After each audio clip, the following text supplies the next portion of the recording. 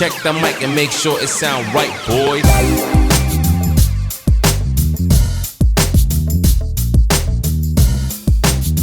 Yeah, I was like, can you hear me? Because I can't hear you, bro.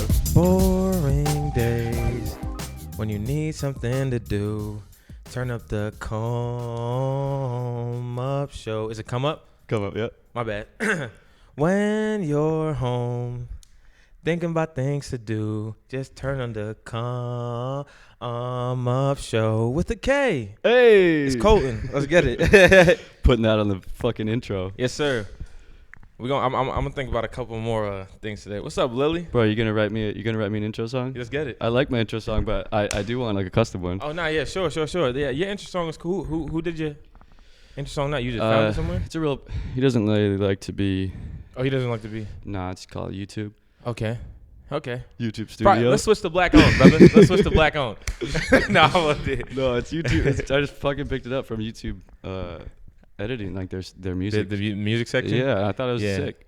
I was about to use some of their stuff in my channel one time, but I wasn't finding, like, they have a bunch of stuff, but it didn't fit like the video that I was actually doing that one time. I feel it's kind of limited. They have a good amount, but it's obviously pre-produced, so like if you don't find the vibe, you're not gonna find it. That's a fact. And funny enough, I didn't realize this until I don't even know how many, maybe 5 or 10 episodes in, but it sounds really similar to the Pornhub video For entry. real? Yeah. That's crazy. I actually never really peeped that. I was watching some of it before. I didn't really peep it. I know it had like a little bass It's a vibe little drum to it. and like I think like a hi-hat. I don't know. I'm not a drummer, damn. but like a cymbal. I think it's a cymbal to like. Well, let me let y'all know right now. This is not that. This is not OnlyFans or that.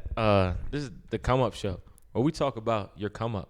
What Kolton? There it is. Not Kome Up. If it's Kome Up, don't ever say Kome Up. Hey, maybe you got an accent. Yeah. Yeah. If you want to go to Wendell's OnlyFans, it's Wendeezy. No, actually, I do have so link in the bio. It's gonna be posted like this summer, and it's gonna be posted. I got more, so it's like I'm gonna post the OnlyFans link, and it's gonna link right to my album. That's it. Yeah, we're gonna link. For real? No, we're probably gonna do that. Dude, I just threw it out there. Are you Actually, gonna- damn, somebody might steal it. But Are you don't gonna, steal it. Are you gonna act like it's like nice nude photos and then it's just your album? Oh no, my album's name is gonna be OnlyFans. Oh, I'm lying. He's like, yeah, let's get this guy out of here. This is not next topic. This is not who we're talking about. But yo, OnlyFans at Wendeezy. Hey, low key. Nah, let me stop. I love you, mom. I just wanted to say real quick before, like, you know what I'm saying, this is probably definitely unorthodox stuff like that. But yo, bro, I really appreciate you, bro. Like, and I haven't spoken to you in a minute. I know, I miss you, think man. the last time we actually spoke was probably when we was like on set filming in the beginning. You know what I'm saying? I think so. Or no, it was an event. It was one of the events, but It was around that time. But bro, I just want to say I'm really proud of everything you're doing, bro. From like the Thank you, bro. acting stuff and like the YouTube and like modeling, bro, and like in the beginning coming soon. But Yeah, I need to put it out. Not me. Yeah. We need to put it. He was like, yeah, we gotta put this shit out. But nah, bro, like everything you're doing, bro, and even creating this platform for like people like myself and like other people to even come over here and like talk about themselves or even open up a conversation. I think that's one of the biggest things that we can do right now in this world is like open up conversations. You know what I'm saying? Like get to know people, bro. From the day I met you, bro, you have like such like a humbling just spirit, bro. Like everything about you is like just really dope. I don't want to get all sentimental and stuff like that. He's making me feel so good over here. Nah, I'm just telling you the truth, bro. Yeah, and like that's why I feel like it's so dope and so easy to come and just like speak with you on these terms. You know what I mean? So like, I'm just excited to talk. And this is my first podcast, bro. So, like, ever. Like I've done one like when I was training for like the draft. So it was like a really small one, but I was with my bro Adam. You know what I mean? But as far as this one, like this is like first, like it's about me, like everything. Yeah, it's all about you, bro. It's fire, bro. It's fire. This It's is lit, the Wendeezy man. Come Up. We got Wendeezy live on the Come Up. Do you know how long I've been trying to get Wendeezy live on the Come Up? Damn, man, it's been a minute. Probably a couple months. You were literally one of the first people I think I reached out to before I even did any of them. Dang. Y'all hear that? You hear that? You were in my mind. Tell me, did you like give me somebody who's like really famous that was on here? Oh, remember when you had like Diddy on here last week? Yeah, but you didn't post that video yet. Nah, it's still private. But you hear that, Diddy? I was the first one, not you. We love Ciroc, but I'm not gonna promote that. I don't know if we're getting sponsored. No, actually, I just got this today. I don't even know what the fuck that is. If y'all want to sponsor, this is all Ciroc right here. Ciroc, yeah, Ciroc, but we're gonna kill it. Let's take a crazy Ciroc. There we go. That's a lot of damn Ciroc. Oh yeah, we about to get lit today. Damn. I was thinking about bringing some booze on here for you, but I just didn't have the fucking time. Booze? Like shorties? I mean, like if we want, I can sing to them. Wait, you said boobs? You said booze? I said boobies. What'd you say? You said, wait, I said booze. Wait, you said booze? Or what are you talking about? You talking about alcohol? Oh, yeah. Nah. I wasn't talking about, I was talking about alcohol. I said booze, yeah. You said, no, that's what I was talking about. No, I've drank on here a couple times just to keep it light. I usually am drinking coffee, though. Okay. But today, I got this because I already had a coffee today. That's lit, man. We could get. I don't even be drinking energy drinks, honestly. I really usually don't either. I just started working at a gym, coaching some classes, and they just showed up. You coaching gym classes? Yeah, little kids. Dang. Nah, I'm just kidding. I was about to say, yo, you an actor for real. I was like, yo, what don't you do? I'm like, this man is saving the world every day. Like, it's crazy. Yeah, I started becoming a teacher in between my auditions. Yeah, man. He was like, man, I just put out a fire out there in Orange County the other day. Something like, just came to do his podcast today. It was a lifeguard, Santa Monica on Sundays. You can be a lifeguard. Like, dude, I literally looked into it. For real? Yeah, because I just went to Florida, and I don't know. Long story short, my family ended up talking to this kid. I think my sister was into him a little bit. Shout out Kiki. But he seemed like a cool dude, and I was just thinking, like, damn, I wonder how much they get paid. So I looked it up out here. It's not great, but it's not horrible to be outside all day. Yeah. I don't know. Let me ask you a question. Just chilling. So if you're just looking at me, yeah. You think I swim? Do I think you swim? Yeah, you think I can swim? Where you from? You from New York, right? Yeah, I'm from Queens, man. No. Yeah. Now, New York. Listen, here's the thing though. Now, I'm not going to deny the fact that if I can or cannot. Well, now you have to, bro. That's the answer. What I'm saying is that even if I couldn't, it's not because of anything. I know what y'all probably going to think. It's not because of that. I was only because you answered you're from New York. Yeah, but like, it's, you know what I'm saying? You want to know why? Because like in New York, like the beach is kind of, they're not the nicest. Oh, yeah. So I would never heard of that. Swim? Yeah, that's why. I never heard of going to the beach in New York. Yeah, I've never been to New York, but I've never heard of people talking about, oh, New York and beaches. Yeah, I mean, we got some, but New like, Jersey. it's not the, it might not be the best, but hey, I could swim though. Like if I'm panicking, and if like it's showtime, it's showtime. You can, I think everyone can doggy paddle. You can do that. Yeah. What? Of course I can. I know how to doggy paddle. I was doggy paddle. Huh? We'll put Lily. We'll go put Lily in the bathtub. We gon'. Oh yeah, we lit. She'll show you. Lily, you ready? Yeah, my dog. She just closed her eyes. She just closed her eyes. She's like, I ain't really mess with it today. No, I ain't doing that anymore. I took a bath today. But lit. No, let's get into it, bro. Love the energy right off the bat. God, I'm jacked. That little pep talk you gave me. Yeah, man. I want to go like run or something now. Yeah. I just did like 3 workouts. I could do another one. Fuck yeah. I want to go somewhere with you. All right, hold on. That kind of sounded weird. I want to like. I feel like you a traveling type. You are a traveling type. You right? said that weird tweet. That sexy tweet earlier. All right, whoa. That was not me. Whoa, that was not me. Somebody said, I'm not even going to put his info out there, but one of my men said some wild stuff, and like I said it out loud. I probably shouldn't have said it out loud. It kind of sounded crazy, but I would like to actually go, like, I actually want to get a few friends and like go somewhere as far as like a trip. There's a couple trips I want to do. Yeah, where? So there's one that I want to do, like, obviously something tropical, like you go with your friends, da-da-da, you know what I'm saying? Go turn up. But then, now, see, how do I explain this? Take your time. Let's get serious. Like, all right, bet. There's certain things black people don't just naturally do. Yeah. All right? So, like, we not about to go out into, like, the woods and the mountains and, like, just, like, we don't just naturally just go out there and do that. Okay. But a lot of my white friends that I met out here, and not even, a lot of my white friends out here, they be doing a lot of dope stuff. And I've seen you do some dope stuff. Okay. I'm trying to go in the mountains a little bit. Yeah. Let's go. But, like, have you ever seen any, like, wildlife, like, wild stuff? What do you mean? Yeah, bro. I walked up on a bear once hunting with my my dad, my brother, my brother's fiance's brother. It was at their they have a farmland up back in Minnesota. In Minnesota? In Minnesota, yeah. Ain't it too cold for them to have bears in Minnesota? Bears, bro? Am I wilding? What kind of bears y'all had in Minnesota? Bro, bears live in like. Well, I know they live in the cold. Yeah, Yeah, I probably what sound you mad say? crazy. I'm not thinking about just the cold. Obviously, like they got bears living in like Alaska and stuff like that. Like, Yeah. But bears in Minnesota, I Yeah. never heard of that. Yeah, absolutely. That's crazy. Absolutely. Y'all got Timberwolves. Absolutely. They need to be a little more savage, though. Yeah, wait. Have you Anthony seen a Edwards. Timberwolf before? I've never seen one in person, though. That's crazy. Do you know how it would look if I went back home, like to New York, and I was like, oh yeah, man, I was just chilling with my friends, and the bear just rolled up on us. They're gonna be like, you need to bring your ass home.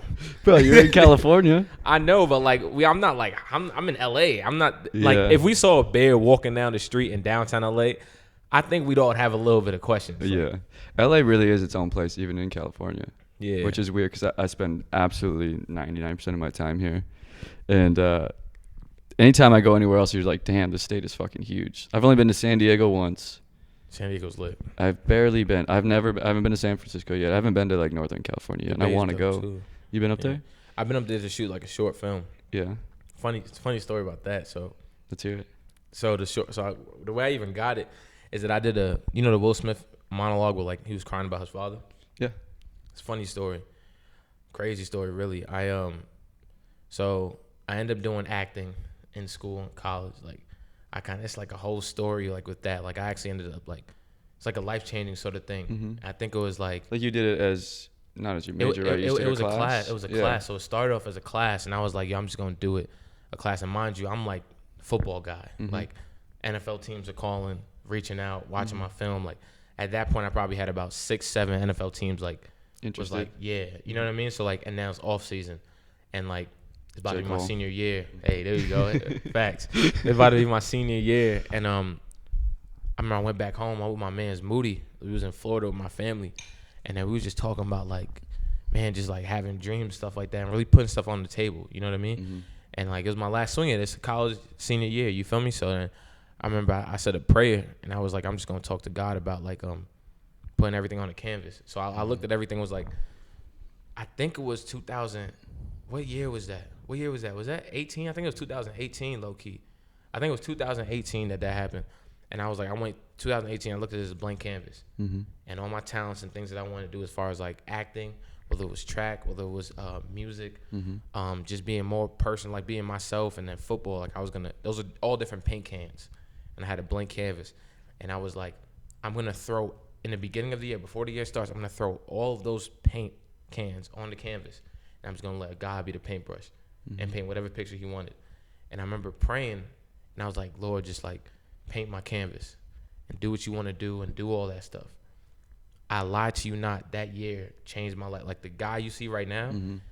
it shot up from like all that. I joined the acting class on campus, Mm-hmm. joined track. I was with him.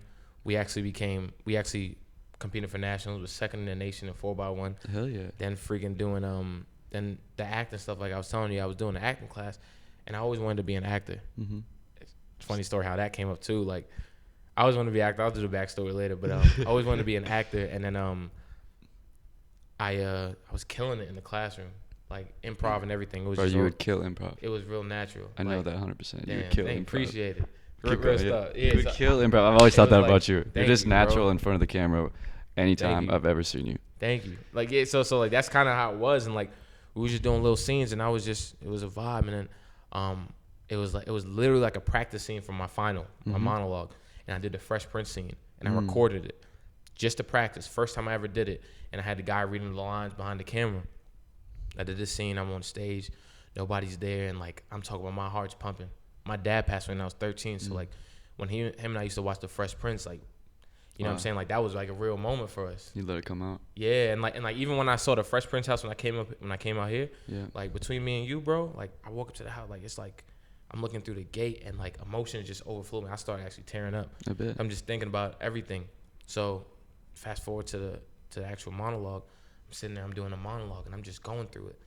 And I visualized my dad passing away and kind of put that, you're an actor, so you understand. So I put myself in that position. And I did this scene. And when I did the scene, the guy who was actually holding the camera, he was actually like a theater vet in shock. Was like, bro, what? Like, that's crazy. I actually had that clip, saved it, I did the monologue later on. It was good, but nothing was better than that clip. Yeah, it was raw. I went back. I posted the clip. Somebody reposted it. Another person reposted it. A director found it in the Bay, reached out to me. He was like, yo, I want you to be in my short film. And I was like, wait, that's crazy. And he was like, nah, bro, I want you to star in it, though. So it was a film. I don't know how much I can say about it, but it was basically like a film of like a kid who comes from he leaves home, goes to college, you know what I'm saying, doing his thing, then comes back home and kind of gets caught up in it with his old friends and stuff like that. And then, you know, stuff hits the fan, you know what I'm saying? So, like, in the actual film, we had, like, gun violence and, like, all this other wild stuff.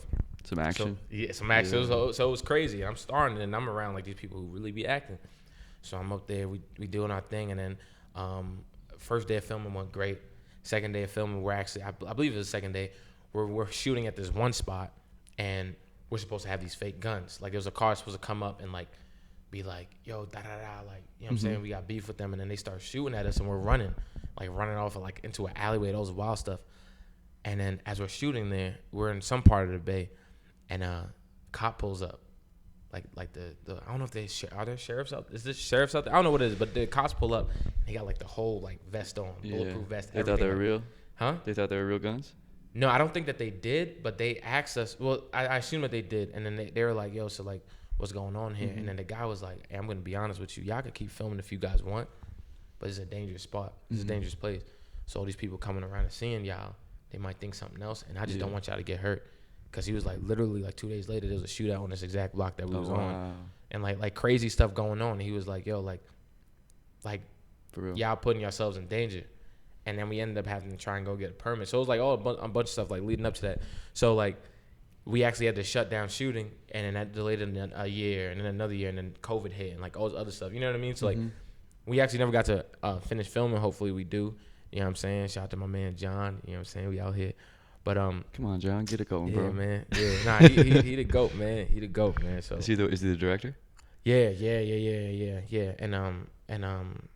And Alec, shout out to both of them, man. They the ones who really found me. And John Lewis, he had that video pop out. But like that, I was out there in the Bay, and like that was my first experience out there. You know what I'm saying? My only time I ever really went out there. But it was dope. The culture is crazy. The Bay has a crazy vibe, and I think you would like it a lot. I think I would too. I've always heard good things about it up there. Just different than LA. Obviously very LA's interesting, techie in certain areas, and I have one friend who's from up there, so I've asked him some questions about it as well. But he's from, because what is it? San Francisco is on the left, right? Like closer to the water, and then Oakland's up closer in the Bay itself, right? I think so. Yeah. I believe so. I just need to get up there. What is it, 6-hour drive? Yeah, I think so. I don't know, man. I fell asleep on the car. I was chilling. I was still in school at that time. And you know what's crazy? Yeah. That actually all happened that summer before my senior season. So like when it was still off season. You're still in school? Yeah. So like after the spring, I did the acting and I did track, and then I wasn't doing spring ball football because I was doing all the other stuff, and then in the summer that's when I was doing the film. So you could imagine how my coaches were. You're mad. I felt like Troy Bolton in High School Musical. Like I'm so like they was on some stuff like, oh, you a track guy? Yeah. Okay. Yeah, like I hope you're ready for the season. You know what I'm saying? Like it was that kind of energy. You know what I'm saying? Shout out to the coaches though, but it was like that kind of vibe, and I was like, damn, like I didn't even tell them that I was acting because they was mad about the track thing. Yeah, they found out, and I actually ended up at the end of the spring semester, I actually ended up auditioning for this one play, this senior showcase, and I actually got the part. And I was performing. I think one of my coaches came out. I'm not sure if they ended up coming out, but I think that one of my coaches did come out, killed the joint by the grace of God, man. That's all God right there. And I was with Libby, shout out to Libby, and I was with Chris Baldwin, who actually gave me my first shot with acting, gave me the opportunity. Phenomenal guy. I promise when I do like some big thing, he's gonna be involved in it. He just kind of looked out for me, and then well, yeah, I killed it. He was like, yo, bro, I want you to do it. Like, and it was dope because I went to a predominantly white school. And Well, yeah, what was the school? Cal Lutheran. Shout out to Cal Lutheran. That was the University. college? Yeah, it's in Thousand Oaks. Okay. I went to predominantly white school, and we're just going all over the place. I didn't even start with my origin story yet. Everybody getting like the gist of it, and then we're who gonna is this start from the guy? back. Yeah. What does he do? He's in the NFL, but he also acts in the Bay. What's going on? He's in track. Wow. No. But Okay. nah, it's not crazy. So the predominantly white school, and it's crazy because the play that I did was actually I don't know if it was one of the or the actual first play that actually took on roles of race. Okay. So the play that I was doing, the thing that we were doing, it was about discrimination. You know what I mean? And like racial profiling. So the basically gist of it is it's called Gray Matter. I was we were set in the police station, and it's basically a big monologue between me and this one lady, older white lady, and I was a younger African American guy. I was coming in from work. Obviously, I was wearing like regular clothes. So basically, I'm coming in. She's in there already, right? Setting the scene. She's in there. And she's kind of like, no, my bad. I walk in first, and I walk in. Wait, where are you? We're in like, the what is station. the scene? The play that I was talking about, the monologue play. Yeah. So it's set. It's me and an older lady. Yeah. But it's set. I walk into this police station. Oh, police station. I'm knocking on the actual thing. Nobody's coming to the actual, Like the front desk or yeah, the door? the front desk. Okay. So I go and sit down. I'm like, all right, cool. But you can see the way I'm moving. Like I'm late for work. Yeah. I'm like, dang. Then this older lady walks in panicking. And she goes to the thing. She's like, excuse me, hello. Nobody's answering. And she just sits down. She's just upset. And then when she actually is about to sit down, she sees me and goes all the way around and sits away from me. Because she's upset, but then she sees me. She's like, and then moves her stuff away. And so it's like little things. It's like, it's kind of weird. You get what you're saying. Like yeah, the and then behavior thing. Exactly. Yeah. And then come to find out that she lost her wallet. She's talking about she lost her wallet, and she's like, "What are you in for? Are you here to see your parole officer?" You know what I'm saying? Little things like that, and it's like Shading you. Yeah, and I started actually like now I'm going back and forth, and I'm like, "Oh, is that? Why do you think that?" You know what I mean? Like we're just talking about it, and then it basically comes down to this really intense moment where the whole scene stops, and like I actually try and sit next to her, and as I try and sit next to her, she starts moving around, and I was like, "Am I making you uncomfortable?" and stuff like that, and stuff like that, and like it got to the point where she just yelled at me. And then we had like this really intense moment in the middle of the actual police station where face to face, and I'm just like, I was actually about to leave, and it's face to face, and I turned around and I was like, do you not like me because of what I said or what you assume, or is the color of my skin? And then it was like a really quiet moment. I'm trying to remember exactly what happened, but it was a really quiet moment, and everything was just like really tense, and she ended up like kind of just frozen, and I'm walking away. Speechless. Exactly, and I'm about to leave. And then she started breaking down. And she's like, well, honestly, like, the reason I'm here is that I lost my wallet. And at this point, somebody probably took it, ran away with it, or whatever it is. And then I was like, at a point, I'm just facing this way. Like I'm facing away from her. And it was like a real silent stare. And then I pulled something in my pocket. And I was like, is this your wallet? And then she was like, just speechless. She was like, oh my God, that is my wallet. I was like, yeah, I found it. And I came to this thing to actually give it to you. And now you can see like this embarrassment on her face. Because she was judging the guy saying that, oh, this person's a criminal, this, that, and the third. When I'm the exact guy that was trying to help you and brought your wallet back. And we came to the right spot. You know what I'm powerful. saying? It's crazy. And at predominantly white school, like it's just crazy. And like, it's crazy the message that it was. And you know what I'm saying? By the grace of God, we ended up actually going on to win best play. I think it was like best directing. In what? In the actual scene. So it was like a showcase. So when we went to the theater awards at our school, they and mind you, I'm not a theater major. Yeah. I was the athlete. So when I walked in there, you can imagine when I walked into the actual audition, it was just like, oh, this is the athlete coming in here. Like it was definitely some eyes like what's going on? Yeah, like for real, it was like, oh, who's this guy? You know what I mean? So was he gonna be cool in here? I was definitely gonna be like that jock. That was definitely that energy I was coming in. But then I was always the type of person that like I'm real humble. So like if I'm going to a different position, I respect the craft and I learn from the bottom up. Like every single time, you know, that's just how I was raised. How my pops raised me and my mom. So and sports, I'm sure did that too. Sports too, exactly. So yeah, we ended up winning that. I ended up winning best new actor and like I think it was like actor of the year, and they offered me a full Scholarship. They offered me a scholarship to actually become a theater major. And I was thinking about it, but I told them no. Whoa. Because I would have to stay another year, and then I was doing the whole football thing, and it was just like, but no, it was wild, bro. It was so crazy. I didn't know you had all this acting background, bro. It's wild. We never talked about that. We never talked about this. No. This is what. I mean, I've seen you around the little things that we've done or been on together, but yeah, I guess we never dove into that. Yeah, that's dope. One semester. That was all one semester. All in one semester. How close were you to taking it? I was really scholarship. Close. I was because bro, it was so much love, and what I loved about it is that I wasn't a jersey. You know what I mean? Like I was Wendell. Mm-hmm. In football, like a lot of times you're the jersey or the helmet. Like nobody really sees your face. Yeah. In that moment, I was Wendell, and like in that moment, that actually semester, at spring semester, Wendell became bigger than number 9 in the football team, the guy who was scoring touchdowns and da da da.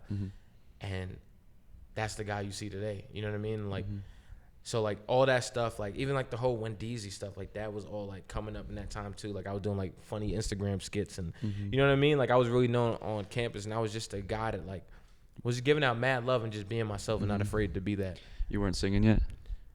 No, that is another story. That's the thing. We don't get into that. You got to get into that because that's obviously you're throwing hard work out there now. And I remember even when I just was first meeting you, it's been a year. Wow. I don't know exactly, but it has. It was like it had to be June or July. August 2020. Last year. Wow. Isn't that crazy? But I just remember it wasn't right away, but as we kept seeing each other and being around each other, you talking about how you were just getting into singing, but you were singing all the time. Mm-hmm. So that's just fucking awesome, I guess. Crazy. Yeah, get into that. Yeah, so dang. Y'all really don't even know where I'm from. Like it's a wild like let's go all the way to the back, bro. Where is Wendeezy from? Yeah, let's get the Come Up full story. All right, bet. Let's get it. New York. Bet. So my name's Wendell. Hi, Wendell. You know what I'm saying? Hey. Yeah, right. But now I'm from Queens, New York. You know what I'm saying? Shout out to Rosedale. Shout out to Queens, man. I'm from the city. I'm just a kid that was from the city that just never kind of stopped dreaming. You know what I mean? My parents, I have a sister. Shout out to Amanda, younger sister. She's killing it right now. My mom and my dad, Jamaican Trinidadian. My mom's Jamaican, dad's Trinidadian. So I grew up in the Caribbean household. You know what I mean? Like you get in New York, you getting all the vibes. I was always like, so I was born in Harlem. Through grade kindergarten and pre-K and kindergarten, pre-K all the way to probably like second grade or first grade, I was living in Brooklyn. You know what I'm saying? I think I was like real close to families all over too. Like I was living real close to like Bed-Stuy, Stuyvesant. Yeah, you know Bed-Stuy. I don't think people know Stuyvesant that much, but Stuyvesant, that's Bed-Stuy. But so I was living real close to there, Stair City. Then we moved to Queens, and that's kind of where I grew up. So, I mean, in my household, I was really like, my mom would like to say I was really sheltered. You know what I mean? Like, and she says that because she was born in Jamaica, so that upbringing was way different. You know what I'm saying? I didn't really grow up to like, and she always said that I didn't really grow up to like, I walk outside and there's like drugs and, you know what I'm saying? There's like, nobody was like getting shot. Were you just in a better neighborhood? Yeah, I was in a better neighborhood, but I wasn't walking outside to no Chirac. You know what I'm saying? So like, I wasn't walking outside to anything crazy, but what switched was it's still New York City. Yeah. And then now you go into public school, especially like you definitely mingle and then you start meeting different people because now I'm going through like Jamaica Ave. Everybody from the New York, y'all know the Ave. You know what I'm saying? Like you just you getting exposed to a lot of things and how my family was. Were you private school growing up? No, I wasn't. Was I private school? No, I think when I went to second grade, that was all public school. Okay, second grade and up. I think still really young though, but you noticed a difference. Yeah, no, you definitely noticed that. But like the real big difference came when I was really like near end of. I was definitely saying middle school because we had beef with this one school called 231. Like they would come over there, everybody would be fighting. Like it was like you know what I'm saying. But like my mom really ain't know that. You know what I'm saying? My mom definitely ain't know none of that. So like in her mind, it was like, oh, my little sheltered baby. You know what I'm saying? Like because she obviously didn't want us growing up certain ways that she did, which is respectfully. But I definitely learned. She was the type. We ain't listen to rap music. Okay. She didn't want us to listen to rap music. Okay. I listen to rap music. Yeah. Like Secretly. Yeah, like but like she definitely never really liked it. And it's funny how I'm like rapping and singing now. But yeah, she never really liked it. So it was like more sheltered, but I always learned stuff, but I never really did that in front of my gives, mom. I don't mean to cut you out, but I saw your video of the song you made for your mom. That gives so much more context for that moment. Yeah. Wow. Yeah. That's real. So like I made awesome. a song for my mom for Mother's Day. Yeah, so like it's crazy, bro. Like so I grew up like that. Went to public school, was playing football. I actually know, not a lot of people know this though, but I think it was like 4th, 5th grade, I started playing instruments. Okay. So I played about 7 different instruments growing up. And I actually got into high school for music. It wasn't even football. Was it a private school then? No, it was a public school. But they had a great music program, like one of the top music programs at NYC. And I had the audition to get in and stuff like that. Okay. Yeah, to get into the music program, and then that helped me get into the school because you still gotta like try to get into the school and get accepted. But is that common? See, I don't know. Is that just New York? Because it's so many people. And there's yeah, public schools that are even still like clamped down on their population numbers. Yeah, and also it wasn't. I don't think it was necessarily in my district. You know what I mean? So so it wasn't necessarily in my district, but that makes sense. Yeah, so I ended up going to that school, and funny story, backstory about that. So I started playing football, I think, when I was in 4th grade. Started doing music when I was in 4th grade. So Both are growing up doing that. Yeah. I'm trying to get through a lot of stuff. Now let's back forward. I think I changed my life in 2018 when I was 13, before I even went to high school. My 2018? 2008. I'm sorry. 2008. I was like, I'm so bro, sorry. how old are you? It's a I rock. thought Hold we on. were It's close. a rock. Let me take another I shot. thought we were You know what I'm close. saying? I'm joking. It's not You're Ciroc yet. 16 right now? Imagine. Shit. But You did all this? all right. I'm a prodigy, like different. But No, I need a drink. 2008, right? 2008. I was 13 years old. Kind of like that, kind of year that really changed my life too. My dad passed away when I was 13. Sorry about that, man. Appreciate it. Thank you for real. Had to be hard. Yeah, no, it was crazy. He was definitely like main motivator. Like, and I didn't realize how much of like he was like my best friend. You know what I'm saying? Like my like that muse, like that. He was my superhero.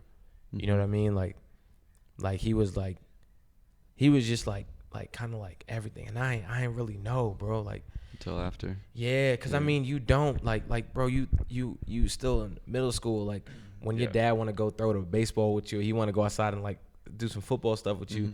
You're like, oh, my friends is down the block. Like, let me go play with them. You know what I'm saying? Like, and you don't really realize like what a dad really is until like afterwards. And that's all before like, you know, going through your puberty stuff and you're in high school and like you're going through the teenage stage. Bro, like I really, so like you could imagine like there's stuff you learn from your dad that he obviously instills in you when you were younger, but like and it's really sad thinking about it. Like I didn't really get to like be like grown with my dad. Like I didn't really get to put my arm around him at the same height. Both adults. And like, bro, like that's huge. Like I didn't really get to say like, yo, dad, like this is my first like girlfriend. You know what I'm saying? Or like he didn't really get to even see me score my first touchdown. You know what I mean? Graduate. Yeah. You know what I'm saying? So like that was all like, yeah, just even thinking about it, like that was like my superhero. Like I remember one time like we was in the car and I told him, I was like, man, Daddy, I want to be just like you. He kind of like looked at me. It was like a real like Will Smith and like Jaden Smith moment in The Pursuit of Happiness. Like hands down. I was like, I want to be just like you when I grow up. And he kind of like looked at me in the car and he was like, nah. He was like, don't ever want to be like me. He was like, you want to be better than me. Like you just want to be better than me, no matter what. And I was like, what? I'm like, how does that even make sense? I was like, Dad. like you're that. You know what I'm saying? You're him. You know what I mean? So like, why would I even want to be better than you? Like, and I never really got that growing up. And like, but he always stressed that, and he was always like a hard worker. And it's crazy. So when he actually my dad was just, he was wild. He was one of those guys that like, I think that's where I get a little bit of my entertaining background too. He wants to make sure that everyone's good. You know what I mean? So he'll always set the scene, always give love, you know what I'm saying? Take care of a lot of people. And like he was the type that definitely, I feel like he always played this game with me and my sister growing up, that like even if things was hard, we would never see it. Yeah. He always kind of makes sure like stuff was like dope. I remember one time, I'm bouncing around, but You're good, bro. I remember one That's time perfect. I was coming home. It was like elementary school. Walking home, and I'm not gonna lie, bro. When I was in elementary school, like even middle school, like I was getting phone calls home. So every time I walked in the crib, like I was kind of scared if they touched that voicemail. Yeah. You know what I mean? So I'm like, Did you run up and delete it? yeah, like I couldn't though. My parents Caribbean, yo. What they would. Oh man. But yeah, so every time I'll be in my room and I hear that, doop, you have 3 new messages. I'm like, yo, please, Miss Artuso, don't call my phone. Like, don't call, yo, please. Like, I won't talk again in class. I promise. But nah. So it was one day we came home and like, you know, energy was kind of cool. But then as soon as we walked in the crib, and my mom started opening the mail. I feel like you feel like the energy shift in the room. Mm-hmm. My sister went up into her room, and I'm like, probably like, I don't know how old I am, probably between the ages of 6 or 9, maybe. I'm just walking around, and my sister's going to her room, and I'm walking through the kitchen, and my parents are in the kitchen. I'm walking around, I'm trying to get to my room, and I feel like a weird energy shift. I remember my mom. I don't think my mom even knows this. My mom kind of looked at my dad, and she was like, "Damn!" Like, she was like, "Are we gonna lose like the house?" You know what I mean? Mm-hmm. It's like one of those moments that everyone goes through. Yeah, we like, grew up in the recession too. Yeah, it was like, "Are we gonna lose?" That's probably, I didn't even think about that. That's what it was probably.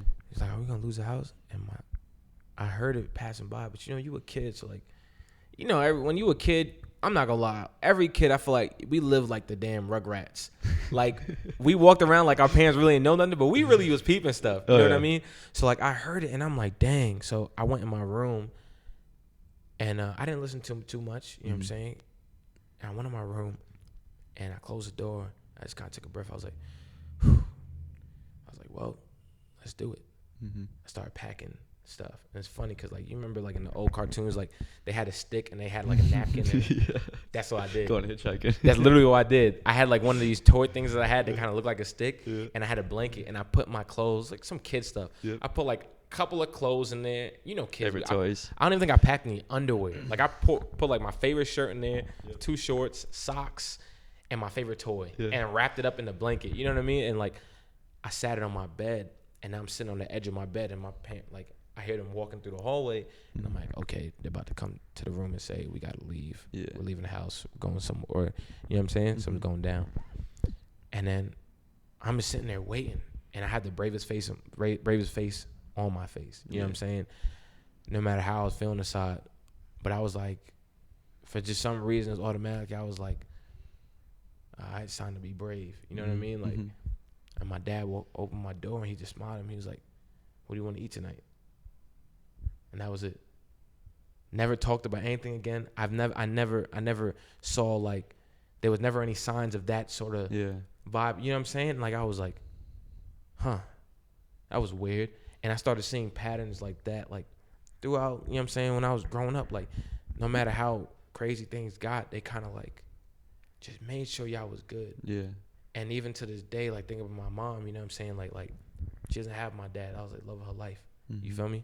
Like, seeing that shit and like seeing what she's going through, it hurts you, because it's like, yo, I just want to, like, I want to do something so every moment that you felt in pain, you felt scared, and you felt like you was alone, I can just give you something or do something for you, so like it'll take back all of that. All of it. You will never feel pain again. You know what I mean? So like, that's one of my biggest motivations right now. And like, bro, I'm not even gonna lie. Sometimes, like, even just talking to my mom, I'm just like, damn, yo, I gotta go crazy. You know what I mean? Because I remember those times. Motivates you. Yeah, and she doesn't. But I don't think she even knows that I know. Yeah, it's not like she was saying like, get it, Wendell. But you just, it's like the love for her motivates you. It's crazy, bro. But that's kind of like how my childhood was. I was like my dad. Like, my dad was just that hero. You feel me? Like, real spontaneous. Comes into me right now. Like, everything was crazy like that. So when he passed away, it was like, it was crazy for me. Can I ask what was it from? Yeah. So we had so we always went on these family trips to Florida, Disneyland, all that other stuff, Orlando. And we've been doing it for about 3 years at this point. I think we started about 2005, doing it for about 3 years. And my dad was he's a Christian. You know what I'm saying? I'm Christian as well, and very like faith based. So you know, I told you my dad's always like a giver, and he's always wants to have a good time. Always wants to have a good time. So I remember we went 3 years, and then that 2008 year, we're there, and like it's me, my dad, my grandmother, my sister, and our dog Bandit. We had like a little Shih Tzu Bandit. We were just all like we're at Disneyland and stuff like that. And it was actually we drove there from New York to because he loved family time. Yep.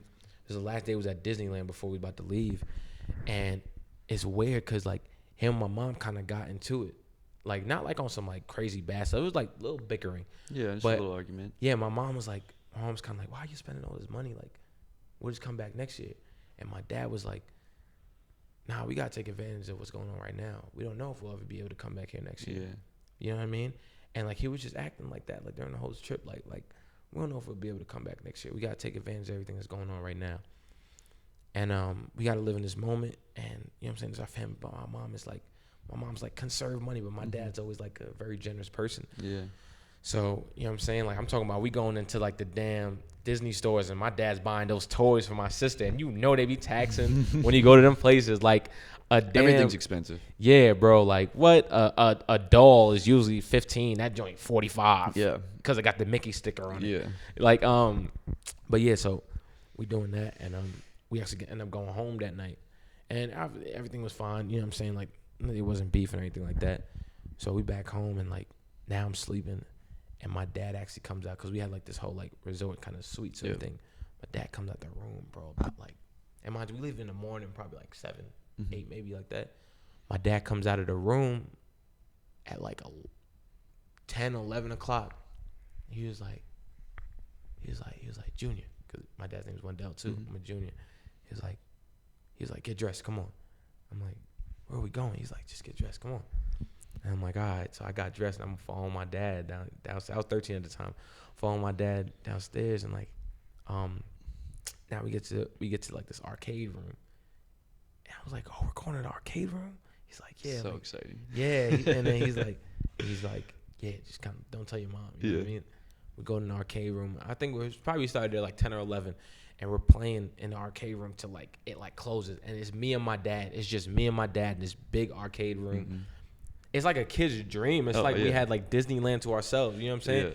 We're playing this game, and for some reason, he was just playing this one adventure game, and then he just kept playing. He got to the point where I was like tired. I was like, "Oh, can we go?" He's like, "Oh, it's fine." He actually got me ice cream and stuff like that. Like, I was like, "Can we go?" Like, I'm kind of tired. He's like, "Okay, let me finish the game real quick."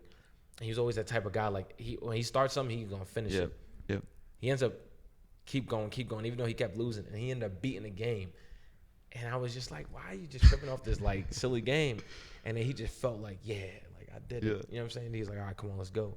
Then we end up going upstairs. And, like, but that moment right there, even when I'm leaving, I'm like, damn, that was dope, man. Yeah. Like, I love my dad. You know what I mean? Best friend. We go to the room, go to sleep. Next morning, we wake up. We take the trip back home. And then it's weird. Everything we're doing during that trip kind of felt like it was one last time. Yeah. You know what I mean? And I don't know if it was just because we were just leaving. That's how the vibe I was feeling. I was like, oh, it's our last time this year in Florida. So once is one thing we ate. My dad's obviously super energetic, just fun, just life of it. Even if everybody's energy is down, my dad's like, I'm going to be that life. It doesn't matter I'm tired. And like I feel like that's how I kind of am now too. So now we're just driving. And the whole way of us driving we're going from New York to we're going from Florida to New York. Just driving straight there. We took a couple stops, and it's weird. And people always say that dogs and animals can sense things. My dog kept jumping from my lap and jumping on my dad's lap, and he's driving the whole way, just going back and forth. And my dad was at some point, he was like, "Oh, don't worry about it. Just let him rock. Like, it's chilling." Just really like. And that was unusual. Literally unusual things happening. Yeah. And I remember one time it was I think we took like 2 gas station stops at nighttime. And this even goes into like the faith-based sort of thing. First gas station we stopped at the middle of the night. My mom's about to get out. He's like, whoa. He's like, no, you stay in the car, lock the door. And it was in the middle of nowhere too. He was like, if anything happens, drive off with the kids. Like just like really just strange things. You know what I'm saying? So I'm like, all right, that's kind of weird. But so he's pumping the gas, and the guy comes up to him. He's like, excuse me, sir, like, do you have any money for gas or whatever? And he was like, yeah, sure. He rolled the window down. He asked my mom. He was like, reaching the glove compartment. we have some like emergency change. Mm-hmm. Gave him a very generous amount of the emergency money. Mm-hmm. It's like, stay blessed. And that guy was like, God bless you. Walked away. I didn't even see the guy walk up to the car randomly. And I peeped this. I don't even know my mom know I peeped it, but I was just peeping. I was like, interesting. I think I was the only one awake besides my mom. I was like, interesting. So then, boom, we was chilling. And I was also looking out just in case anything happened too. So boom, now we start driving a little more. We stop at this next gas station. And my dad goes inside the thing because the gas pump, you got to go inside to use his credit card. Then a random guy comes up to the car, scared us, startled us, knocked on my mom's window. She's like, oh, he's like, excuse me, like, can I get some money? I got my family with me. Car broke down. We don't got any gas. We don't have anything. We're trying to get a hotel, something like that. Can I please just like get something? And my mom was kind of unsure because, you know what I'm saying? You're in the middle of nowhere and a random older gentleman walks up to the car. He wasn't older, but he was like, you know, like around the same age as my mom, stuff like that. Walks up to the car and like does that. She's kind of nervous. It's always suspicious. Yeah. She was kind of nervous about doing that. So then my dad comes up too, and he's like, that's fine. We'll give him the money. My dad reaches in the same emergency thing, takes a bunch of generous change out, give it to him. He says, God bless you so much. God bless you. God bless you. God bless you. You guys get home safe. Guy leaves. I don't even remember seeing the dude with a family or a car or anything like that. Not saying it was a scam or anything like that, but like, I don't even remember I don't know where the guy came up from. You never saw him go back to like a van or some shit. Yeah. Just saw him walk and then that was it.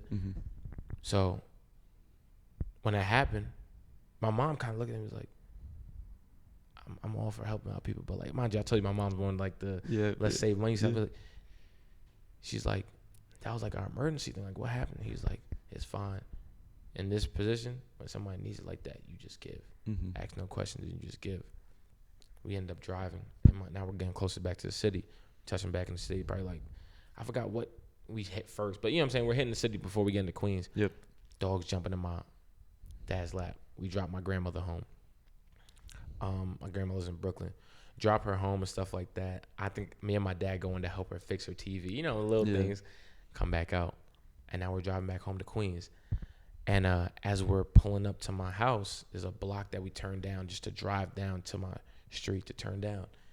As we're driving, my dad turns, we about to turn down the block. My dad turns the music down. You know what I mean?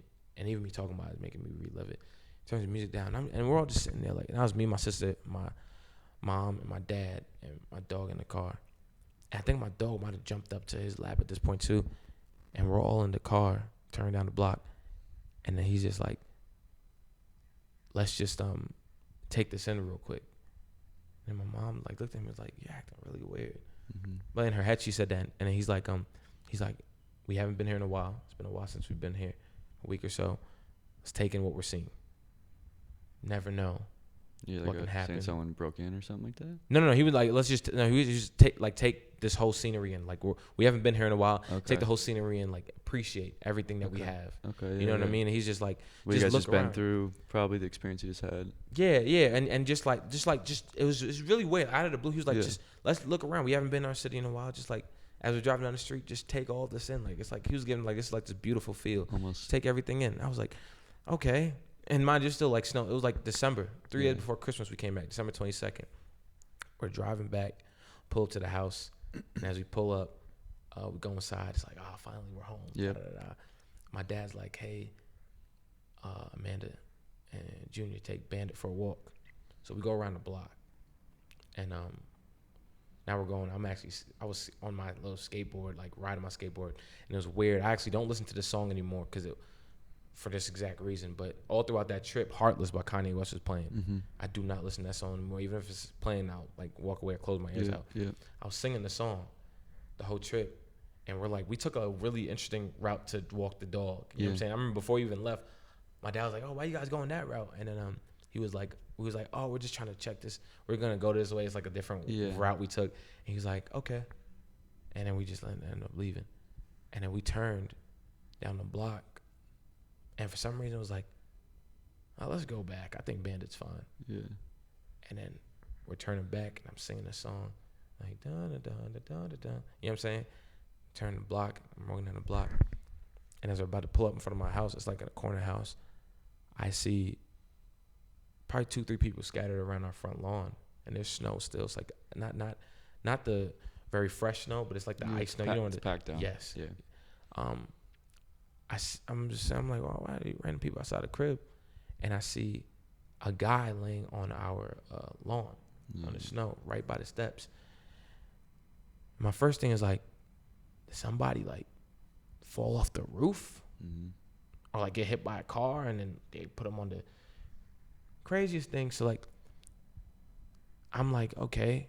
And I took the skateboard off and I'm going across. And as I'm walking closer, it's me and my sister and my dog started like moving forward.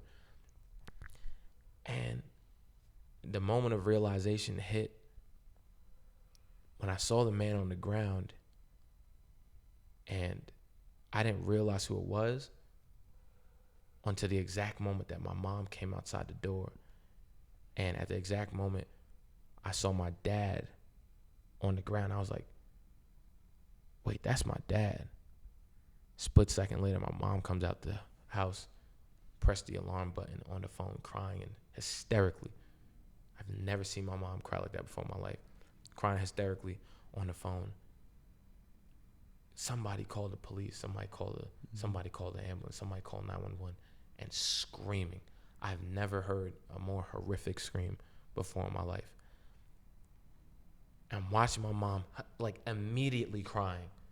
Like there's crying when you start crying. She was like immediately boom. Yeah. It's like she saw something. So I'm just looking and I'm just standing there. I'm kind of frozen. I'm like, what? And my dad's laying there on the ground. He's kind of like that. But his eyes are open at this point and they're bloodshot red. And I just saw me look at him look at my sister and I, my dog barking, and everything kind of like cleared out. And it's like, you know when you hear like that little beeping noise, everything very cleared out. He was very focused on his face. And I watched him look at me, and then it was like one last breath he took, and he was like, and then at that point when I saw that, I don't know what happened, but I ran inside to my room after my mom, and everything is just going real crazy. And I just went in my room and I started just flipping shit immediately. I started just hitting stuff. I didn't even know why I was angry. I didn't even know why I was so mad, but I just started hitting stuff. And I walked outside and my dad's still on the ground. And I'm like, the fuck? Like, I'm like, in my mind, I'm like, get up. I'm like, what did, like, all right, you fell, dust it off, get up. What's going on? My mom's crying. Neighbors are running across the street, and my dad was part of the FDNY for years. Like worked at headquarters. He got acknowledged by Mayor Bloomberg. He got a medal from him at his house because he actually saved somebody's life. He saved 2 people's life. He was in the newspaper. He saved one person's life from off duty, jumping off a pier, saved that person's life, about to commit suicide, and also saved our neighbor from choking from a bottle cap during a blackout, and was in the newspaper and honored for both of those things off duty. So like he's part of that. So like when they called the FDNY, people are showing up, but they didn't show up yet. And I got neighbors coming across the street and bringing my sister down the block. And at this point, so much stuff happening where I'm like, all right, when do we get to the end of this where everything is cool and everybody stops crying and he gets up and he's all right? What's going on? Did he fall off the roof? I'm thinking there's no idea. There's no thought in my mind where I'm like, my dad is dead or my dad passed. There's not an inch of it in my mind. My sister's 11 at this point, so when the people come up, FDNY, everything comes up. They pull up like SWAT. We get into the truck with the guys, cause like the FDNY people, and cause my dad was as well EMT, and now we're driving to this hospital, Long Island Jewish, and it's Long Island. Driving to the hospital. I'm still remember as his day. My sister had to stay with our neighbor because she was too young. And I'm with my mom. My mom is just like, I'm trying to figure out why my mom is so damn hysterical. I'm like, all right, like, okay, we're going to get there and they're going to fix it. Like, I don't know what's going on. Maybe I'm in denial right now. I mean, obviously I don't know what's going on, but maybe I'm like, All right, happy thoughts. Let's think the best things that could possibly happen. Yep. So things turn out well. We sit down, we're in the waiting room. I'm talking about, when have you ever seen those movies when like a cop passes away and then the people like at their funeral they got everybody dressed up in like the suits with the white gloves? Yep. That's how everyone came to the hospital. Just right off the bat. Yeah, and EMTs like from Brooklyn, because my dad worked at headquarters. He was real close with the chief. Mm-hmm. Pretty big sort of thing. Mm-hmm. Everybody comes in. We in the waiting room with about 20, 30 deep. And then some people are waiting outside the waiting room. And my mom's just kind of pacing back and forth, stuff like that. Sitting in a chair. Very, very like, can't move that much in a sense. And then the whole time she's saying, it's the love of my life. I don't know if I could live anymore. Mm-hmm. All that stuff. I'm just rubbing her and I'm like, it's going to be fine. Doctor comes in the first time. He's like, Miss O'Brien, he's very unresponsive, but we're still working on him. Mm-hmm. And then she's like, okay, please, thank you. He leaves. And my mom has this look on her face. And I'm looking at her like, it's not over. In my mind, I'm like, don't look like that. Mm-hmm. Like, what's going on? Doctor comes back the second time. About 5 minutes, says, Miss O'Brien, we're still working on him, unresponsive, but his pupils are dilated. Even if we did bring him back, he'd had brain damage. Mm-hmm. And then at that point, when I heard that, I was like, all right, well, all right, maybe that's what he thinks. Maybe he got to just go back in there and he realize he's fine. Yeah. It's my dad. Like, Superman is not falling like that, bro. Mm-hmm. You know what I mean? And I'm like, what? Like, yeah, okay. We got to get back home in a certain time because we got to go play video games. Mm-hmm. You know what I mean? Like, mm-hmm. that's not happening. Mm-hmm. And my mom heard that. I'm feeling her spirit just break, yo. And I'm feeling life just freaking just break her, just snap her like a pencil, like just breaking her like a stick. And I'm watching just life just, excuse my French, but just fuck my mom up. Mm-hmm. And I'm sitting there and there's nothing I could really do. And then the doctor comes back in a few minutes later and says, I'm sorry, Miss O'Brien, but we lost him. Your husband is dead. He passed. And then there was a silence, and my mom immediately just broke, crying. And I'm like, at that moment, I'm like, okay. Now I feel like I'm in a movie. I'm like, all right, it's gonna end. Mm-hmm. Like, somebody's gonna come through and just say, and cut. And then we get to break out of this fucking thing, and I get to go and hug this guy and say, yo, I'll quit acting. Let's go back home. Mm-hmm. You know what I mean? Like that's how I'm feeling right now. And we get up, and he's like, would you like to see him? And we actually walked up into the room, and I'm watching my fucking dad in the same clothes we just fucking drove in with tubes in his mouth, laying on the bed. And when I walk in, a nurse or a doctor hands me a plastic bag with his fucking belongings and his chain and his watch and like they had to cut his shirt and his hoodie. And I'm like, why the fuck would you do that? He got to wear it when he leave. Like, wake him up. And my mom goes and touches him. She's like, he's still warm. Can you guys please still do something?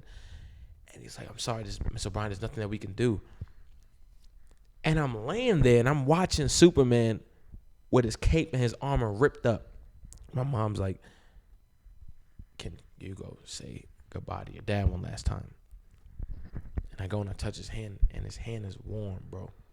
Like, if you feel, like you could feel my hand right now, it felt just nothing happened. Yeah. It felt like he was just sleeping. Yeah.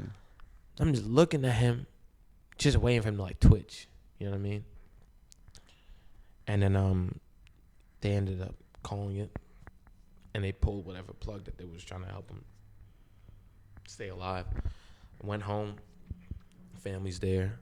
The chief ends up coming to my home when we get there, and he actually had like this Leatherman FDNY jacket that he was gonna get to my dad for Christmas. And he looked at me right by the front door, and he was like, I was gonna give your father this for Christmas, but you're the man of the house now. Mm-hmm. So he was like, this is for you. In that very moment, my entire life changed. And whatever I felt like a kid or whatever it was, everything altered and shifted for me. And that day actually changed a lot in my life. That's why 22 is a very sacred number for me. Now my grandmother comes over. I'm breaking the news to her. She's hysterical. She's crying. Whole family's over there. Everybody's going through their thing. And all I see is me going through this movie role, and I end up going to my mom's. I'm just walking through the whole damn party, you know, not the party, but like the party of people. Yeah. And I'm just walking through, and I'm just going with emotions. And I remember I walked to my mom's room, and my mom's on her bed, just laid down, just crying, to the point where she had no more tears, to the point where it was just like, you're just tired, and that's what she was in her bed like that. And I saw her, checked it out, closed the door. Looked across the hall, my sister's room. Opened my sister's room. This is the moment right here. Changed my life. Mm-hmm. You want to know about Wendell? You very listen real closely to this next sentence. I saw my sister crying, and she was with her best friend at the time. And her best friend she was crying too, but she was trying to comfort her. Mm-hmm. And that moment when I walked in the room, I don't even know how many. I actually probably only told about three people this, bro. Maybe 4. Mm-hmm. Maybe. You know what I'm saying? Walked in the room, and I looked at my sister crying and how hurt she was. In that exact moment, I knew that I had to fix. That's all I knew. Mm-hmm. I just had to fix, and I had to bring joy and smiles. Mm-hmm. And I said a joke in that moment that made them laugh or chuckle. And once that happened, I gave them a hug, and I was like, it's going to be all right. Mm-hmm. From that very moment, it feels like I started suppressing a lot of things, but that's when I started like really bringing joy to a lot of stuff. So if people are down, that's why I give so much love. You know what I mean? Like, mm-hmm. It started that moment, the smile. I had the smile on my face, and I just put that on, and I was like, I'm going to do that. 2 years after that, I probably only really cried and bawled my eyes out 3 times about my dad passing away, and one was at the wake. The 2 times was one when I was home alone, and then my mom had kind of came home, and I just started crying about it. I never really got to grieve, you know what I'm saying? And, like, I'm still working on certain things, but, like, I was doing that because I had to be that face to help everybody go through it. You know what I'm saying? I took that upon myself. You took the responsibility. Yeah, for real. Yeah, so that kind of shaped a lot of things. I didn't really get that deep, but that kind of shaped a lot of things that I do today, whether it's like just making people laugh, make it feel good, whether it's like through music or acting or like whatever I do just as a person. Like when I give, like I'm giving you all this love. Mm-hmm. I'm giving you all this love, and sometimes I be hurting, and that's why sometimes that's why a lot of times the people I really need around me, like in my circle, my close circle, like they gotta be to the point where they definitely listen. They're definitely listeners, and they give love too. Because I give so much love, like to the point where like I suppress myself, and I continue doing it to the point where I gotta leave everybody and kind of like build my energy back up again. You know what I mean? Because that's what I've always been like naturally born to do. Well, from that day, but that joint that changed my life, bro. I even went to school the next day. Really? Yeah, and people were kind of looking at me because they heard about it. Yeah, and it ended up coming in. It was in the newspaper because he was like a hometown hero, bro. Absolutely. So like, it was in the newspaper, and people was reading about it in the local newspaper. And was like, "Why are you?" It's like my teacher was like, "Why are you in school?" Mm-hmm. And I had a smile on my face, like everything is gonna be all right. Mm-hmm. Fast forward 2 years later, started acting up in school, high school, fucking up. Mm-hmm. You know what I'm saying? All that stuff started coming out. At some point, it all comes out. I started being real rebellious, and then another thing that actually saved me too is that I had some of my Pop Warner football coaches come and talk to me, and this is one of the crazy things that escalated me. Had one of these football coaches come talk to me that knew me before I was my dad and stuff like that. They came to the house, and my mom was sitting next to me. She was just crying.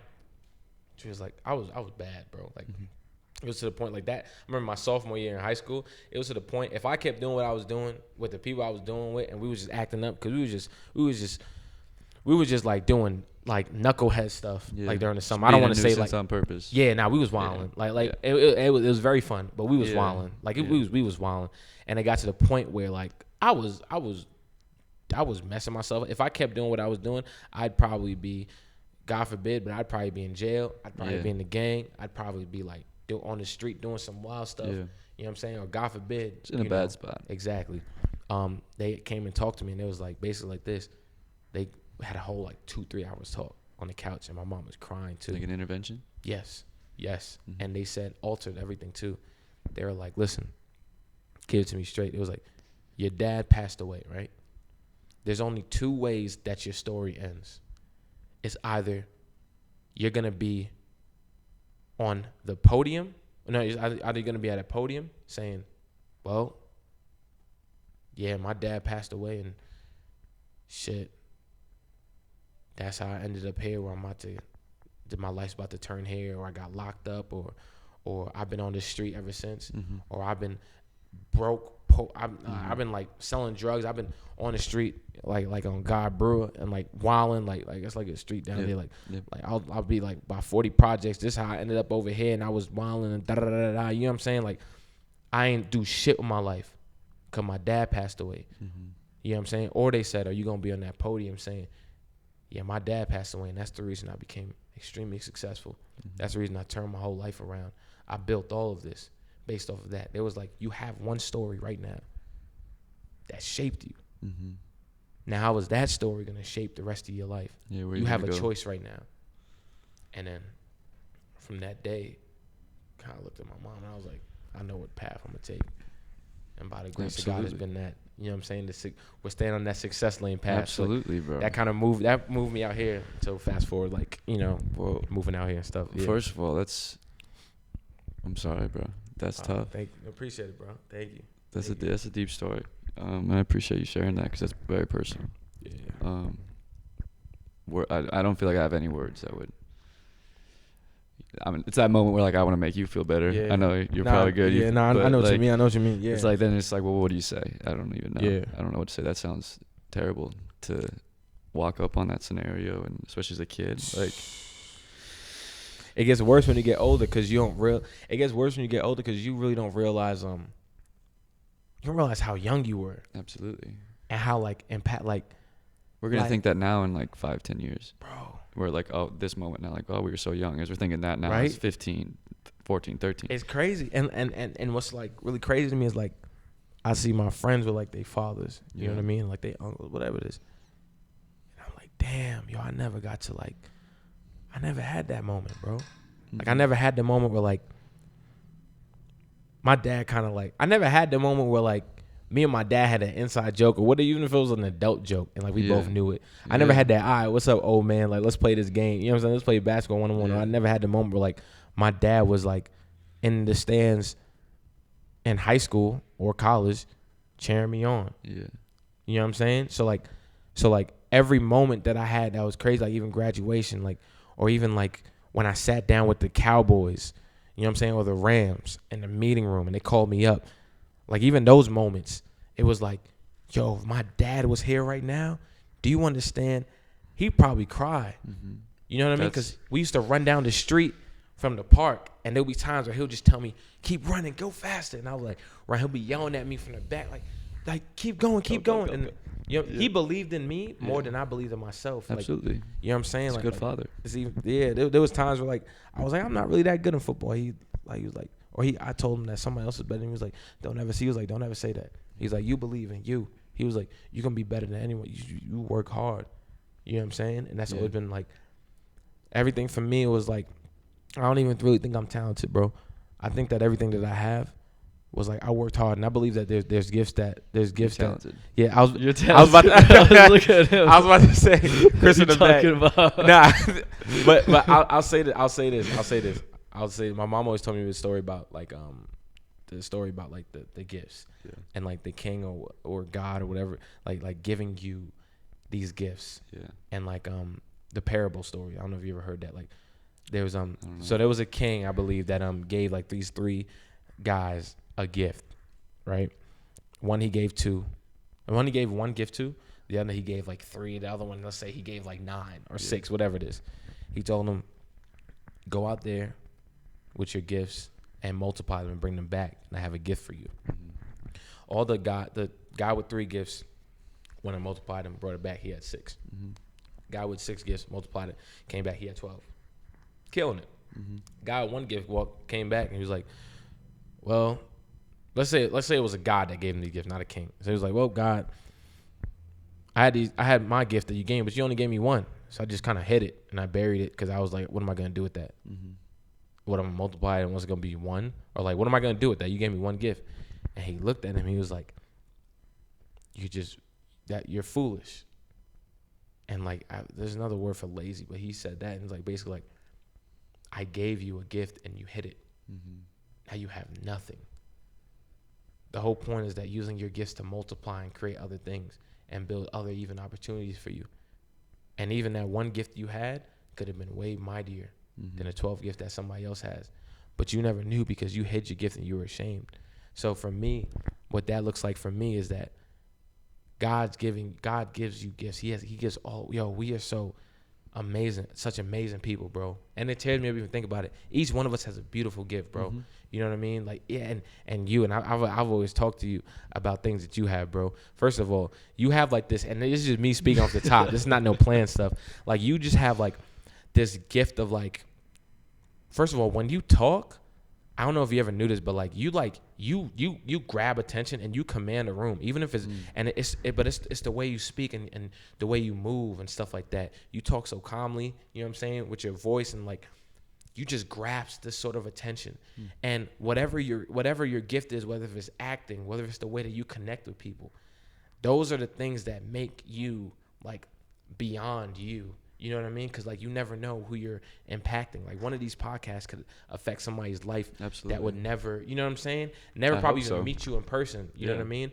And like that same thing, all your gift bleeds through everything that you do. So I believe that we all have a special thing, and what we do, it bleeds through. Whether it's music, whether it's acting, whether it's fashion, whether it's teaching, whether it's freaking just being a service worker or a social worker, helping somebody. You know what I mean? Everything is something dope about each person that makes you that magnificent.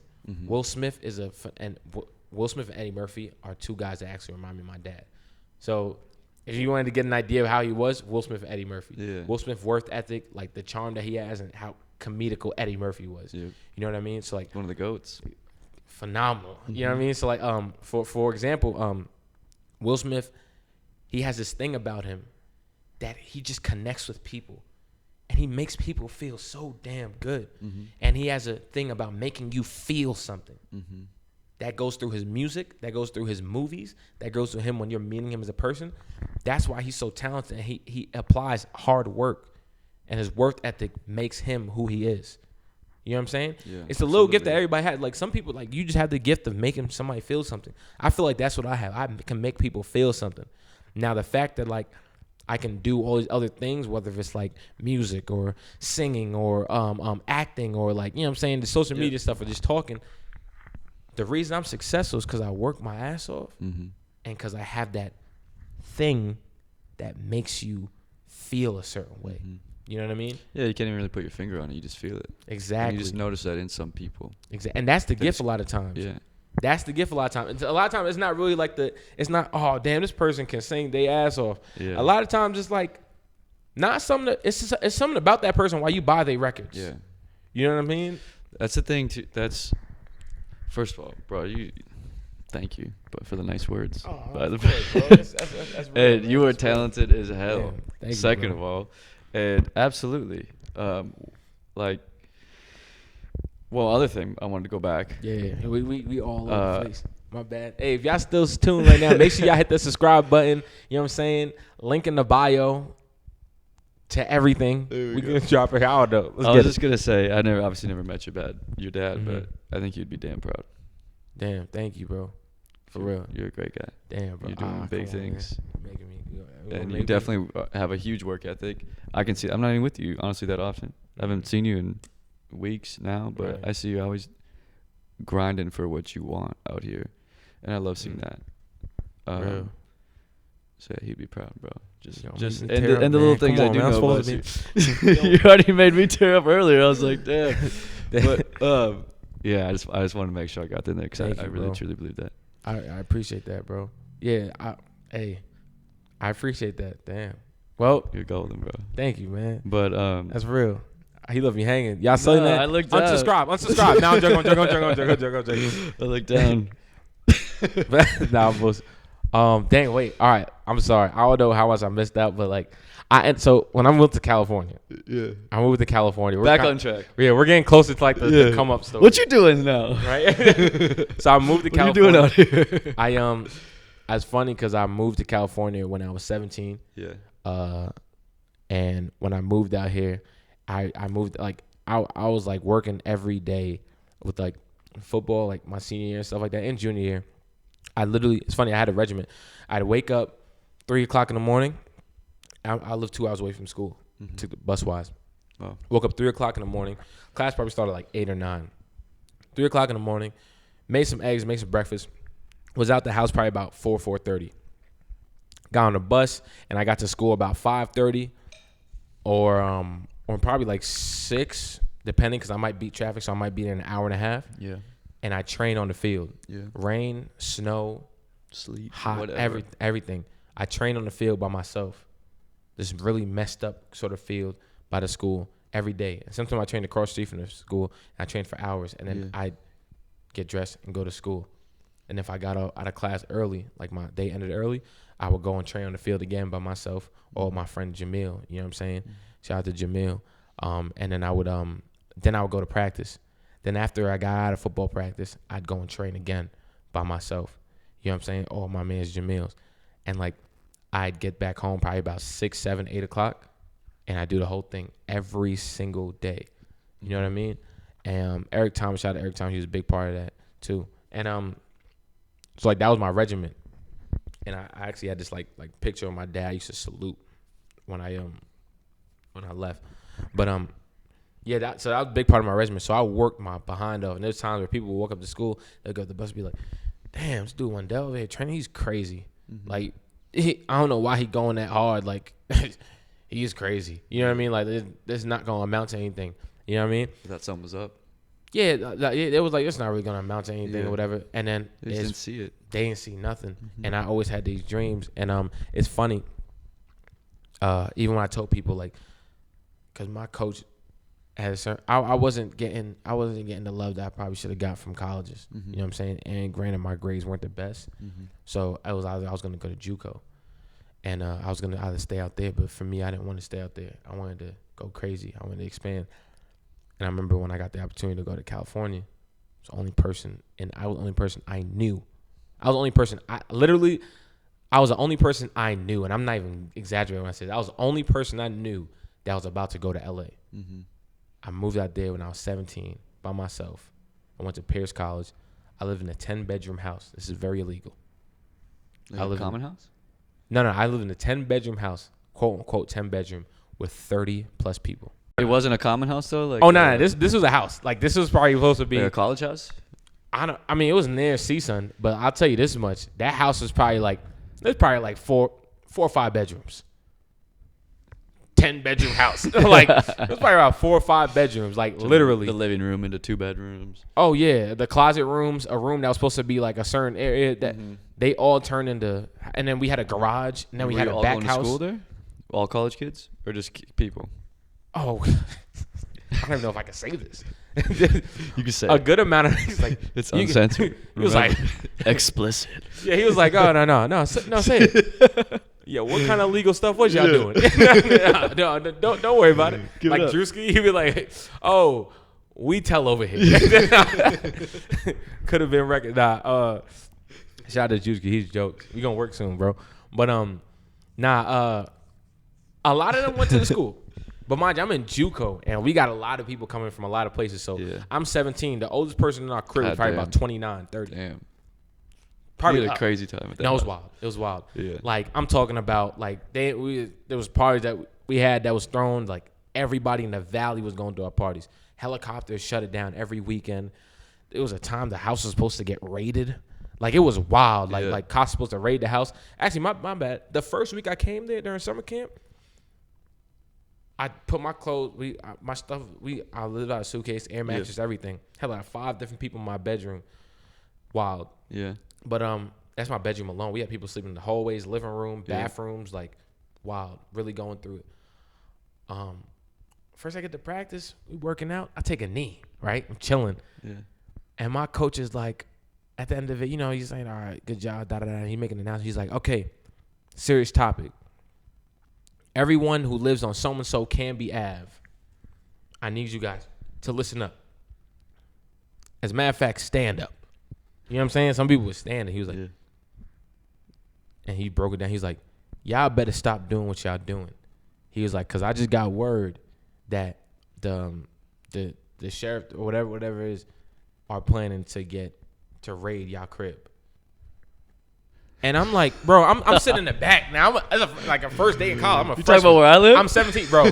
I'm on the knee, son. And I'm like, I'm looking at, I'm like, so-and-so came. I'm like, I tapped my man. I was like, yo, that's where we live, right? He's like, oh, yeah. I'm like, nigga, what you mean? Yeah. Like, he's like, yeah, we like they was talking about they about to get raided. Like the cops about to really come in and bust down the door. Like, And he was cool with it. He said, whatever. yeah, because I guess it was like weed or whatever. Yeah. And I'm like, I'm confused. And I'm like, whoa. We supposed to be figuring out how we going to train and when we going to run these slants. We talking about stuff like, where did this go? This Talking is about college? practice? Yeah, bro. We talking about practice. Like, you know what I'm saying? Like, all right, when we get our jerseys, that's, you know what I'm saying? When's the next practice? Like, when's weight room? We got a morning workout, and then we got a raid in the afternoon. Exactly. We got a morning workout. We got a raid in the afternoon. He was like, y'all better be careful when y'all go home. And I'm like, whoa. So now I'm going home with these unknown dudes. And I'm like, okay. Who are y'all for real? Like, what's really going on? But now we was like, we got threatened to You get just raided. met those guys? Huh? They're your teammates? You lived Yeah, with? no, I just met them. Just met them. One of them is from Brooklyn. Shout out to Kazon. You know what I'm saying? I actually played in my high school one time, but I didn't know him like that. I didn't meet him until I went out there.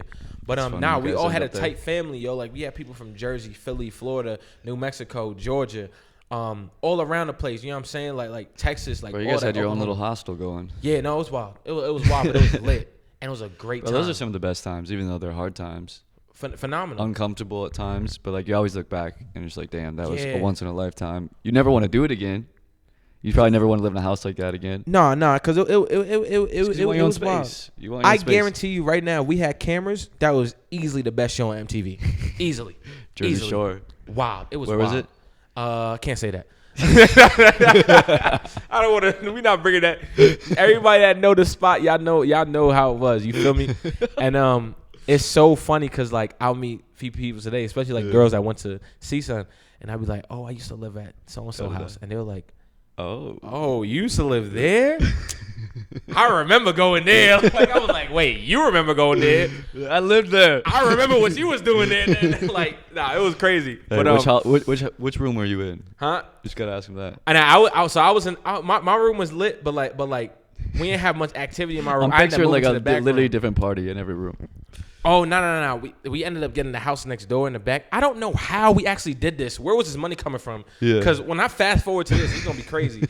So we ended up getting evicted. We got evicted at 18. At Yeah. 18 years old, I was evicted with the rest of the house. Yeah. Were you on a lease, or were you just We were paying I someone don't who's on even- the lease? I think no, we were paying the landlord. We was also supposed to be paying rent. Come Yeah. to find out, there was about 4 of us actually paying rent. I was the one included paying rent. Yeah. And Sounds I was like a place. that's wild. So for damn near almost a year, nobody's paying rent. I'm 18 now. We got evicted, and I'm in a motel for finals week or Yeah. final weeks, whatever. Yeah. You know what I'm saying? Yeah. Went back home. We didn't have a spot. God. And thank God I ended up coming out here with a spot. My man's Rich from New York. You know what I'm saying? I went to college with. I went to high school with. Ended up convincing him to move out here. You know Rich. It's my dog, man. Shout out to Rich, man. Tap in with him. Yeah, so we came out here, we moved in together, and I lived with my bro from New Mexico. 2 guys who were actually in that old house, Yeah. Joe and Bryson. And yeah, we ended up like things got a little better. We was in an apartment, a stable environment. You know what I'm saying? But like Everyone's paying rent. yeah, everyone was paying rent. Yeah, No raids coming. everybody else here. I'm bullshit. But nah, so like Who's that one? Yeah, There's always that one. Nah. Everybody else paying rent. But nah, it was lit. So like things got a little more stable. But like that's the environment I came out when I was in California. So Yeah. I've always been on that. I've always been on like the.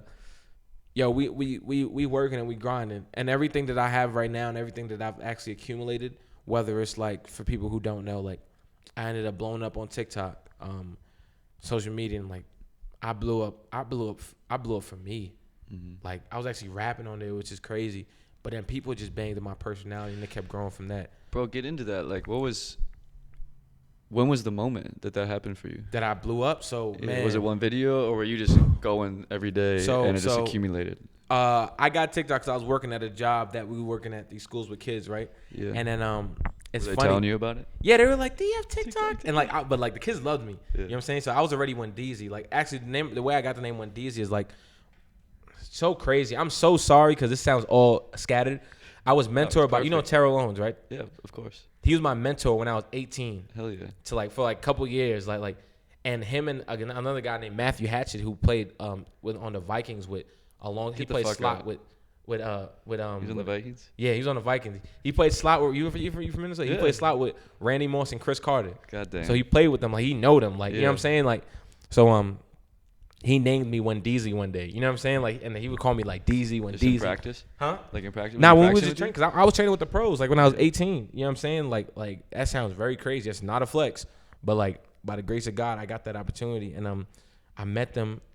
Again, it was the same habits I had from New York. I was working out by myself, training, and I ended up meeting them on the field one day when I was training, and everybody wasn't gonna come with me training. Terrell Owens, I met Terrell Owens on that field at Pierce College, and from that day, I worked out with them, and I went hard. I went crazy. I just was doing my best. Cool. And from that moment, it was like, hey, come back next week. That's so cool. Started coming back to the point where Look what hard work gets you. You get hard Terrell Owens. Hard, wild. I'm not saying everybody gonna meet the, you know what I'm saying, but like someone like that, you just but that be there. That's really God. That's really God putting everything in alignment. He's like, son, watch this. You keep working. You have faith in me, and I'm going to show you what I do. Yeah. And when you rocking with God, like, bro, he does immaculate things. Mm-hmm. Like, he puts people. We all got to understand is that he's really the one that's like, he's really the top dog. So like, the celebrity of the person you think is really on the top, God really running things. You know what I'm saying? Like, so like, at any moment, he can put your name in that boardroom meeting. Mm. You know what I'm saying? Or your thing could show up. So, boom, all that happened. No, you're fine. All that happened. So I ended up meeting him, and it's funny the way T.O. actually got my numbers. That he had TMZ one day. He was racing somebody for like $1,000. TMZ was there. He was working at Calabasas. After the workout, he actually stopped me in front of TMZ. I don't think they were recording though. And then he was like, that sounds like his cap too. It's funny. But like my man's Rich was there with me to vouch. Hit him up, DM him. But he stopped me. He's like, hey, he was like, Wendell. He's like, come over here. He was like, put your number in my phone. I was like, oh shit, it's T.O.'s phone. And I'm like, don't drop this, motherfucker. I was like, don't drop this. I put my number in his phone. He's like, all right, I'm gonna text you. I'm like, what? I'm like, what? What are you talking about? He's like, he tapped his other man, Derek Hagan. Shout out to Derek Hagan. He played in the league too. He was like, we gonna get this kid to the NFL. Mm-hmm. Like wild stuff. Very wild story. So like T.O. asked for my number in front of TMZ. It's crazy. Goddamn. But anyway, wild. What a moment. What a moment. I'm walking down that. If anybody know where Calabasas is, we walking down that thing to the bus stop. I'm walking down that joint happy as hell. I'm like, I done made it. Like, I'm like, yo. You think he's got you? From New York City, da-da-da-da-da, like it's a wrap. Like, you know what I'm saying? I'm like, damn. But it was very humbling, too. I wasn't, like, cocky, but it was very humbling. But anyways, it really was because I'm like, damn, me. Because I always, still to this day, I'm like, yo, I'm not even shit right now yet. Yeah. But it's like I was that same kid that was working his ass off in New York City. So you were doing the work. Yeah. For sure. So I don't know how we came from that with TikTok. But I was working with how you got your name. Yes. I was working with these kids. They was calling me Wendeezy. And they were like, do you have TikTok? And I was like, no, I don't got no damn TikTok. And I'm thinking it's like Minecraft or some like silly game. Roblox. Yeah. I worked with kids and they're obsessed with Roblox. Yes, which that I don't too. really understand what it is, but it's some and massive game. Apex, what's the Apex Legends or whatever. Like, do you have Apex Legends? I'm like, no. Move. No, I love the kids though. I used to beat their ass in dodgeball, respectfully. I used to wild out. You had like a daycare? Nah, it was like, damn. He was like, oh, you weren't doing anything with kids. They were children. No, it was like from like kindergarten all the way up to probably like middle school, 8th grade. So it was like various schools. So what was the job there? I worked with Apex Leadership. So we actually went there and we were doing fundraisers for the kids, and like we would do that. We would go to different schools for each 2 weeks, raise money for the schools, and each day we would teach them leadership lessons. Dope. Yeah, so it was dope. So we were teachers and we were those cool, fun guys on campus. I remember doing those things. Those things. It's phenomenal. But yeah, so Ended up looking into it, downloaded it, started posting little football videos, little funny videos I thought were funny. Yeah. And then I was performing at this on open mic night. Shout out to Yarel B and my man CB5 at Cal Lutheran. We was killing it. And my man Tyler showed up. Shout out to Tyler too. You know the vibes. And he was like, yo, bro, you could really sing. I was performing. He was like, man, you could really sing and rap. This is when you first were singing publicly? Yeah, man. And it's so crazy because I didn't talk about how I started singing, but I don't even know where to start. But anyways, I'm going to tell you about the TikTok thing. You're good, So the TikTok thing, I did the song. He's like, yo, man, like you could really sing. And we started talking more about the TikTok stuff because he was really into the social media stuff. So he's like, I'll help you out with the social media thing. He's like, yo, you should do like these like random words where you're just rapping. Because we used to freestyle in the car, me and Chris. Yeah. He's like, you should do random words when you're rapping. I tried it on my man Yarel first. And we did it on him. And like, it got like 12,000 views. I think like that. Like 12,000, almost 24,000 views. And I was like, that's lit. I don't think that wasn't my first viral video. But in a sense, but I had a video before that that got like 11 or 17. And then when that video was going up and I had Yarel's video, it started going up too. Cause like when you blow up when you have a video that start getting some views, everybody goes to your page, start watching other stuff. So then he was like, yo, bro, that's dope. But like this time you do it. So like, you know what I'm saying? You can do it. I did a freestyle, random word freestyle where it was like, it gave me 3 words. We shot it. I didn't think that it was nothing. At the end of the video, you could see me nod my head like, sure. And I walked away. I was like, all right. I posted it, and mind you, I'm still working at the Apex job. I got to go to work in the morning with these kids. I'm still working I'm with these kids. I'm still working at the job. I got to be up at like 7 o'clock, 6 o'clock in the morning. I'm sorry. Yeah, I posted a video probably about 3 o'clock. Huh? Yeah, we went to the studio that night, but I didn't post it. I was editing the video. We was in the studio working on my man's project, Lost Legend. Shout out to CB5. I went to sleep, and I posted the video like, I think it was like 3, probably between 3 or 6 o'clock in the morning, right? Posted the video, not thinking much of it, bro. I go to work. Now it's about like 7, 8 o'clock. I'm looking at the videos, getting a little bit of views. I'm like, cool. 12K. I'm like, all right, not bad. That's crazy. A little faster than before, but I was like, all right, cool. And I texted Chris. I was like, yo, my shit's like 12K. This is crazy. And then I put my phone down. I go back with the kids. And I come back about 5 minutes later. It's like 24K. And I'm like, hold on. In 5 minutes? Yeah, like 5 to 8 minutes. I'm like, 24K. I'm like, yo, this is crazy. I'm like, yo, bro, my joint's at 24K. I'm like, okay. Yeah. Talk to me nice. Like, this is different. Put my phone down. I come back, 27, 29. I'm like, okay, it's kind of going up. Put my phone down, and I come back, and my joint at like 40, 46. Is your phone, is it buzzing you? Do you have your notifications on? Or yeah, not? but it wasn't buzzing because I have it in my bag. Yeah. And I came back, and then my joint hit like 60. And I'm like, yo, Chris. I'm texting. I'm like, yo, this is crazy. My video's going viral. 64K. It's like you saw it. I put my phone down, and the way I turn around, it's like I instantly had like these cool sunglasses on, my fit chain. Like I'm like, talk to me different. Where do I sign up? Hollywood, I'm here. 64K, what's up? Talking to your boss. I quit. Yeah. I'm famous now. I'm famous now. Respectfully, like. And then I go back to my phone, and then it hits like 74. Yeah. And for some reason, that was an astronomical number for me. I was like, what? And I'm like, yo, I'm going viral right now. Bro. You're approaching 100. And I'm like, yo, Chris, I'm almost at 100. Then the joint hit like 99K. And I'm taking screenshots of this. And then it jumped and it hit 100K. I think I took a screenshot of 100K. Yeah. I'm like, it's over. He nodded his head in the back because he knows what's up. And then he's getting these live feed texts. Like, then I put my phone down. And I go back, 150, 175, 200K. Every time I refresh the page, 225K. And this time now it's jumping up instantly. Yeah. And I'm like, there's no way this is happening right now. Within the next couple of hours, by the time I got off of work, my shit hit 1 million views. Damn. In one day.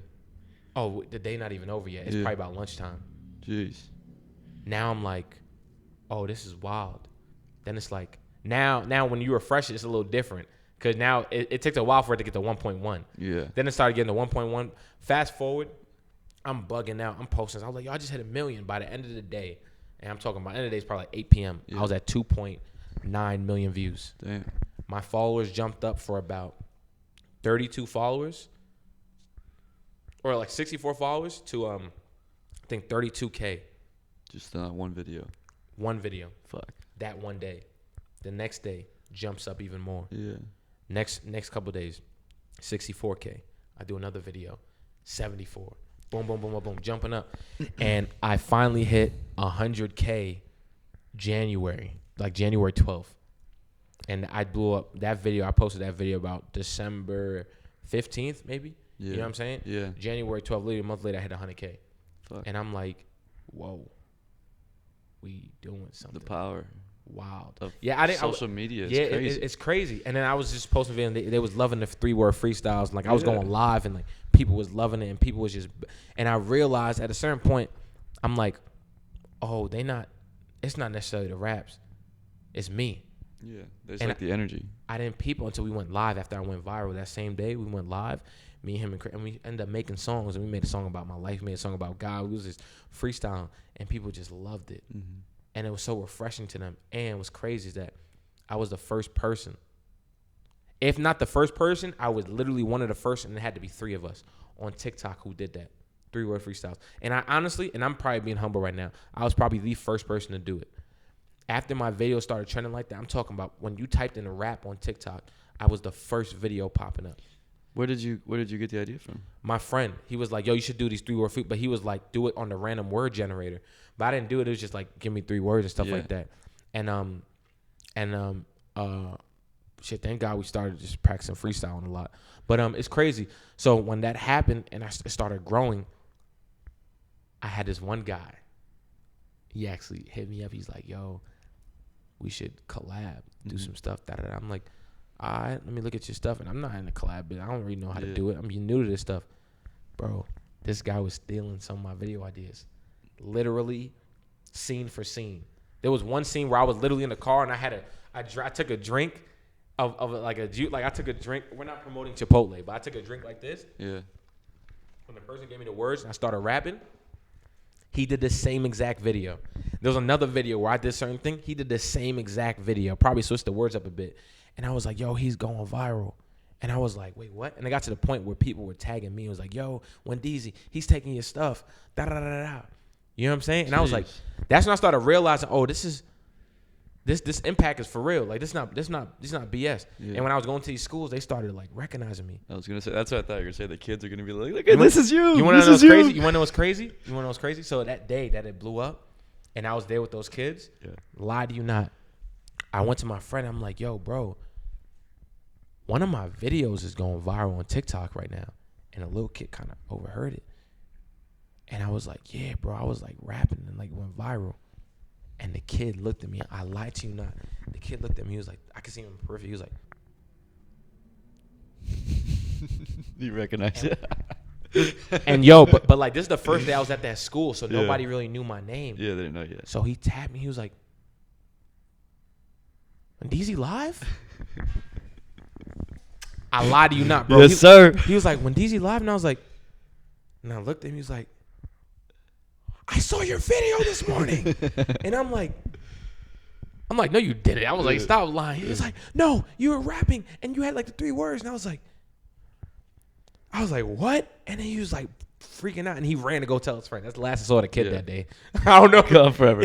Yeah, like, I don't know what's up with people. Yeah, coming up to me and just leaving forever. Yeah. Well, these kids love going. life story. No, I'm joking. But I'm joking. But nah, so it's crazy. And then I was getting screenshots from people back home. They was like, yo, you popped on my For You page out here in New York. Like my man's just like, yo, my brother just said that he saw you in school. He was like, yo, you know him? Da da da. It was going crazy. Yeah. And it started blowing up, and you know what I'm saying? Things kind of started getting a little crazy for me, and it slowed down for me a little bit because I started getting a little discouraged. Like when I started hitting the 150 mark, and then saying like followers on TikTok. Yeah, I was starting to get a little discouraged because I was like, damn. I was like, man, I don't really want to be known for rapping. You start like getting subconscious about the content that you post, and you're like, all right, you start chasing different things for the wrong reasons. Did you ever think like, I don't want to be just known for TikTok? Yes, absolutely. That's what I could see. And like that's what's going on. I don't want to just be a TikTok guy. Exactly. Right. And like the rapping guy, because now when people saw me, it was like, yo, 3 words. You know what I'm saying? Rap. Yeah.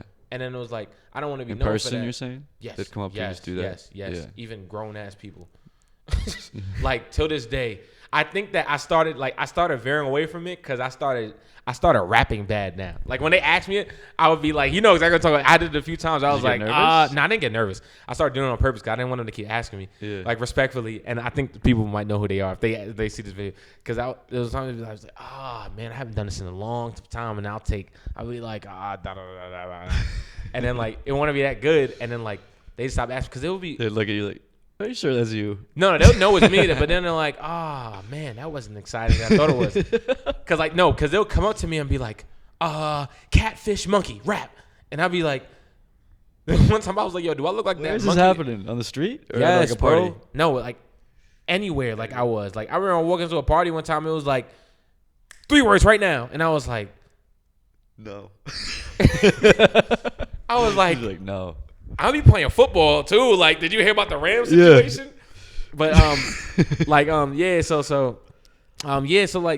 starting to get a little discouraged and like. Were you making money from TikTok though? I was a little bit. I was on my own end because I was getting a little It was little things that I was doing, but like it wasn't until I reached a certain point on TikTok that I was getting money from TikTok. Yeah. And See, I don't know what the monetization on TikTok is. Yeah, I found out that it was 100K followers and a consistent level of like how many people was watching your things.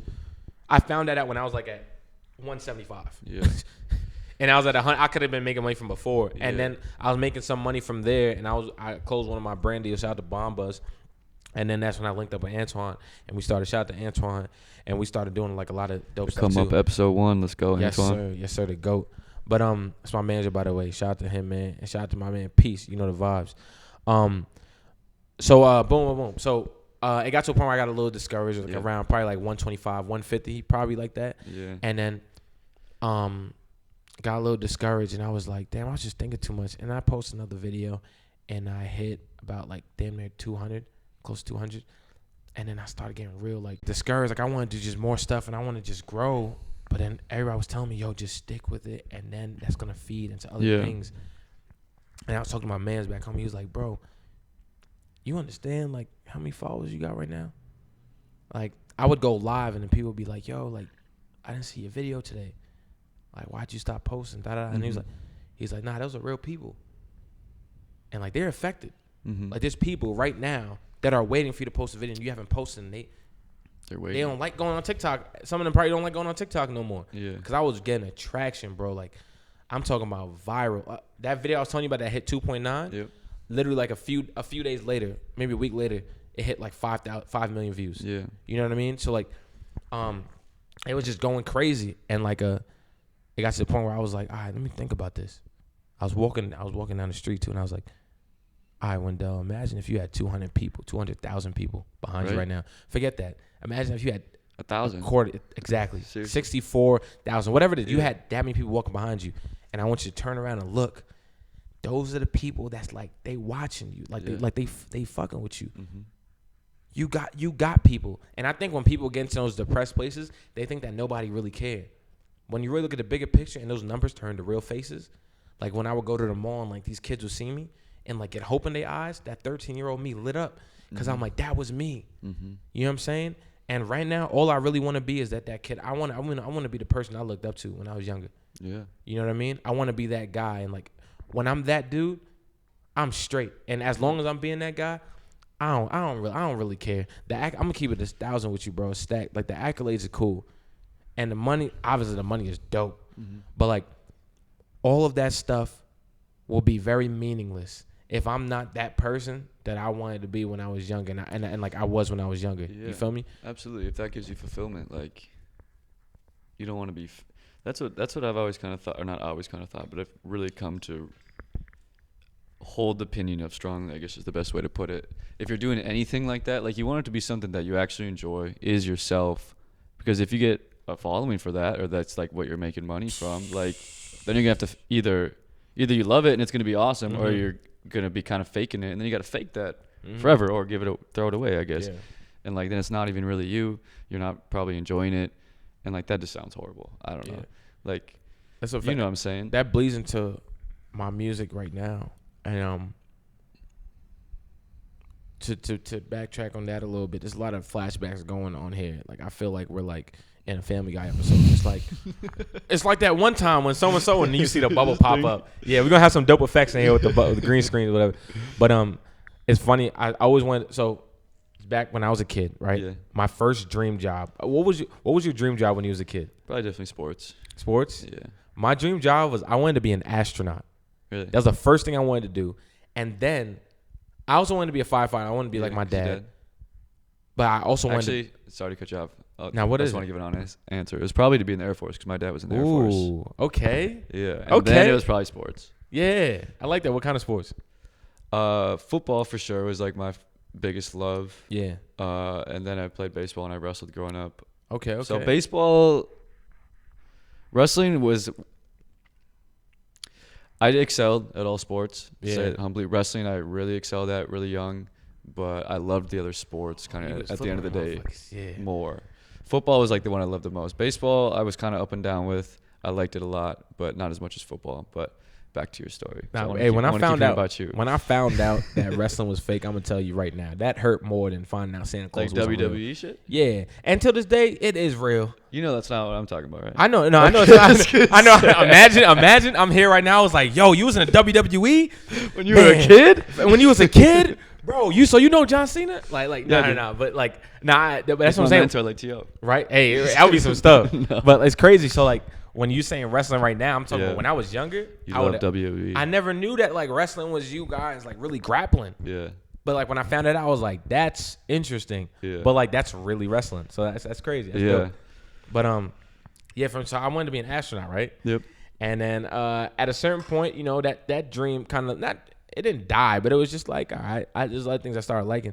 And then I watched a movie. You probably know what I'm talking about. Secret Agent Cody Banks. Of Frankie Muniz. Of course. When I watched that movie and I watched James Bond, I wanted to be a spy.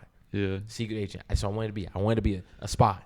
And I wanted to be that. And that it's crazy. It's like the most picturing you running around with like Nerf guns in your house. Facts. Like it was the most genuine thing in my mind. I didn't even have Nerf guns. I wish I did. But like it was the most genuine thing. Like, you know, everybody always tell you they wanted to be some great. I wanted to be a spy. That was it. And this actually ties into everything else. I wanted to be a spy. And it was one point where I was like, I started watching a James Bond movie for real. Because, you know, Secret Agent Cody Banks, this stuff that happened, but it's not crazy stuff like that. I started watching the James Bond movie, and I was like, wait a minute. That explosion, that if he ain't jump out that car, that would have probably killed him. And I was like, they shooting real guns over there. So I started thinking, I was like, wait, you can die. Like you can really die from this right here. I'm like, a spy. Yeah, so I'm like, you know what? I think I'm just gonna act like a spy. Maybe acting is the way I'm gonna go. So like that. Now my dream thing was acting, and I wanted to get a spy movie. Till this day, I still want to be in a spy movie. Bro. So so that's how the acting thing Jason came Bourne. about. Oh, do you love the Bourne movies? Oh yeah, no. But great fucking movies. But that's what I'm saying. Yeah. Like all that stuff. So like for me, for me, I'm trying to remember what I was saying. Yeah, for me, acting came from that. And like as far as like music and stuff like that, two of my biggest inspirations growing up when I was younger was Lil Romeo. One, because he was just so young, killing it at a young age, and that's always what I wanted. Yep. I listened to him when I was a kid. Yeah, see? Yeah. Hey, you had to you probably had CD player. Same thing. And mind you, my mom made like rap music, so like that was like the mildest rap music you could get. Like it was Lil Romeo and they were both popping at the same time. They're Lil both Bow Wow. kids. Yes. Yes. I'm in the crib, you know what I'm saying? I'm listening to Fresh as I'm in, right? You know what I'm saying? I'm listening to oh baby, give me one more chance. See, I don't need a girlfriend. Shout out to Lil Romeo. His sister went to my JUCO. That's funny. Hey, Romeo, when we you're not Lil no more, but we gonna work soon too. And you too, Shad. I know you don't like being called Bow Wow, but Romeo, tell Master P I'm serious. We link it. But tell him. Facts. And y'all gotta come on the Come Up show. Exactly. They're definitely watching this. Exactly. They will. One day. They gonna see it. Watch. One day. Watch. But they're gonna hear you and then they're gonna check it out. Wendeezy. Hey man, they might see you in that movie. You know what I'm saying? And they be like, oh, hold on now. We'll see. He got a little black in him. He's looking the way he was. So like him at doing such killing at such a young age, and then Chris Brown. Yeah. And I'm gonna tell you why Chris Brown, because there's so much things that I wanted to do, and I felt like I was talented at, but they required hard work. Whether it was like act, and it was all I always wanted to do these things: singing, acting, rapping, entertainment, dancing, all that stuff. Because I did it when I was a kid on the low ski. Like I really used to actually like dance and have dance battles, some You Got Served type stuff with my friends in the backyard. And I used to like hold like little with a karaoke microphone. Me and my sister would tell my parents to come downstairs and we would like do little performances. Yes, Bro, I'll you've be been singing, an entertainer your whole life. Bro, I was singing Let It Burn when I was like younger. I didn't know what it meant. I didn't even know what confessions meant. Like I didn't know he cheated.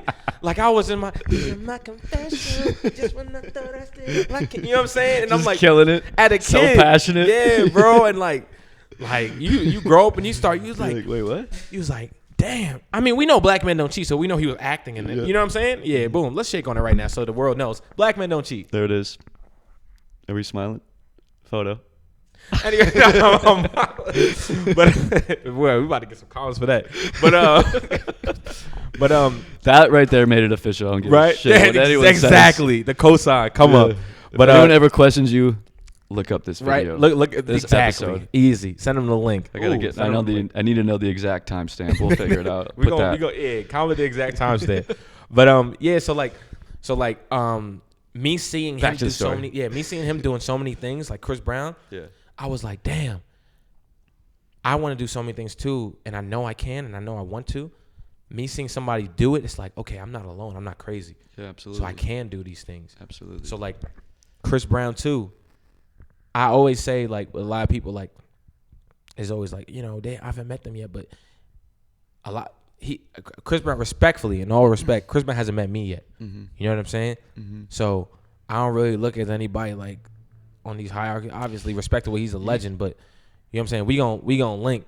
Trust me, it's gonna be something. I agree with that. Is in like you respect those people because you know where they're at, and that's fucking amazing. And only a few select people get to like say a level like Chris Brown is at, or anyone who's that successful in entertainment or really anything, any career. Right. But I talked about this with Sherry as well back one of the first episodes. Is like you got to look at them as human because they are human first of all, and then it makes you realize, oh, they're not a god. That's a person who was born, whatever. They worked their way up to get to that spot. Right. So then you know it's possible for you. Absolutely. It's not like some unattainable thing. This person's like unearthly. Absolutely. No, dude, that's just another man. And it's crazy. It's crazy because obviously God-given talent at some points as well. Absolutely. Chris Brown's got that. Absolutely. Absolutely. And it's crazy because everything you said is a spot on. Yeah. Spot on. It's crazy because a lot of times when you do meet these people that you think are on a different level, the real reason y'all even connect is because of that God-given gift that God just put into you. And it could just simply be because you connect to people.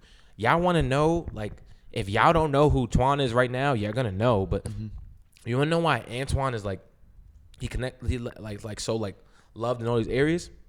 Is because he has that God-given gift to connect. Yeah. It doesn't matter who you are. Dude's like a master networker, swear to God. Exactly. And it's the way he connects. And that's a God-given. He'll always tell me, DZ, man, you talented at da-da-da. I'm like, bro, you're talented because you can connect. That's your talent. He's like, I don't got these talents. I'm like, nah, bro. Like, you're talented because you can connect with people at any level. And that's low-key one of the greatest things, too. Like, one of the greatest gifts to just be able to connect with people and like with humans, you know what I'm saying? And I feel like, you know what I'm saying, like that's one of the things I've grown to do very well. And we're sitting here doing it right now. You've done it with all these people. You've done like 16 already, you're 17. Wow. Hey, Let's man, go. you know what I'm saying? So at the exact age I moved out here. That's crazy. There it is. Full circle. All right, we're turning this apartment into your 17 California house. Oh, damn. Whoa. Hey. You about to have a bunch of air mattresses, man. I used to wake up on the floor. My air mattress used to pop. And I used to wake up on the floor and be like, every time I wake up in the middle of the night and I'd be like, I'm not re-pumping this. I'm like, we here. Did you pump it or were you? Like, yeah. No. I had the little button that like, I was a little fancy. Okay. I had the button that you press, it was like, and like moved up. You literally wake up every half hour. Yeah, nah. But yeah. So like, yeah, with that, so like, those are my inspirations growing up, and like, why did I talk about me dancing and stuff like that as a kid? Oh, for coming singing. off of TikTok and going into singing, yeah. So like that's kind of like, for me, singing, that's something I always used to do on the low. Like nobody knew, not even my family members. And then I always wanted to do it and never had the courage of doing it because where I'm from in like New York, it's kind of like you do one thing. You know what I'm saying? Like, I was a football dude. I was playing football. I'm gonna hit football. If I Don't tried get to switch it up, distracted. it would have been like, if I switched it up, it would have been like that High School Musical stuff, like, stick to the stuff you know. Like, that's how I felt like it was going to be just like that. So, like, people wouldn't be rocking with it. I know that exact scene. Exactly. Girl dancing on the cafeteria Exactly. table. So, when I moved out here, it gave me a free room to kind of, like, be whoever I wanted to be and, like form that. And thank by the grace of God, I was able to do that. Absolutely. And, like, it's a funny story. I was in, so mind you, I'm playing football, whole Troy Bolton era.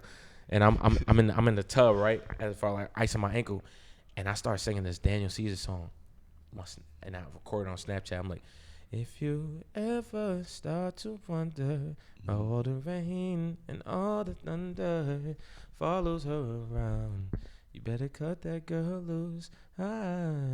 Let it be. And I sent it to Chris, but I sped it up. I was insecure.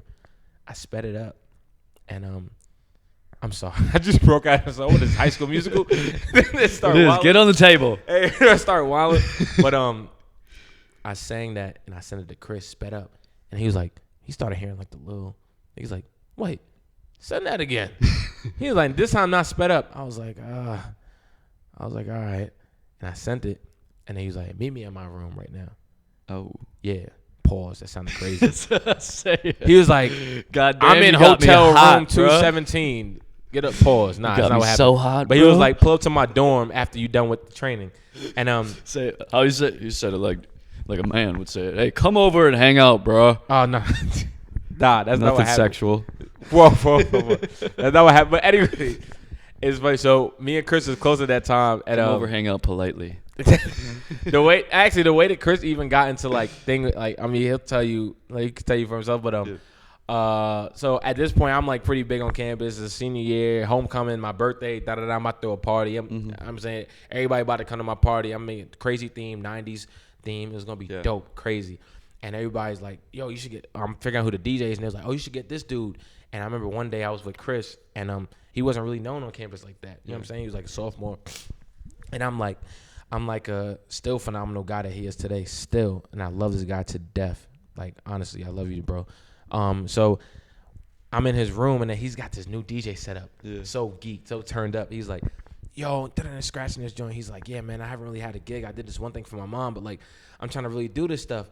And I'm just looking at him, and I'm like, and it comes from that giving, like taking a chance on, like, the kid that nobody believed in, because that's how I was when I was growing up. Like, nobody really believed in me. So I looked down, I was like, yo, you want to DJ my party? He's like, wait, what?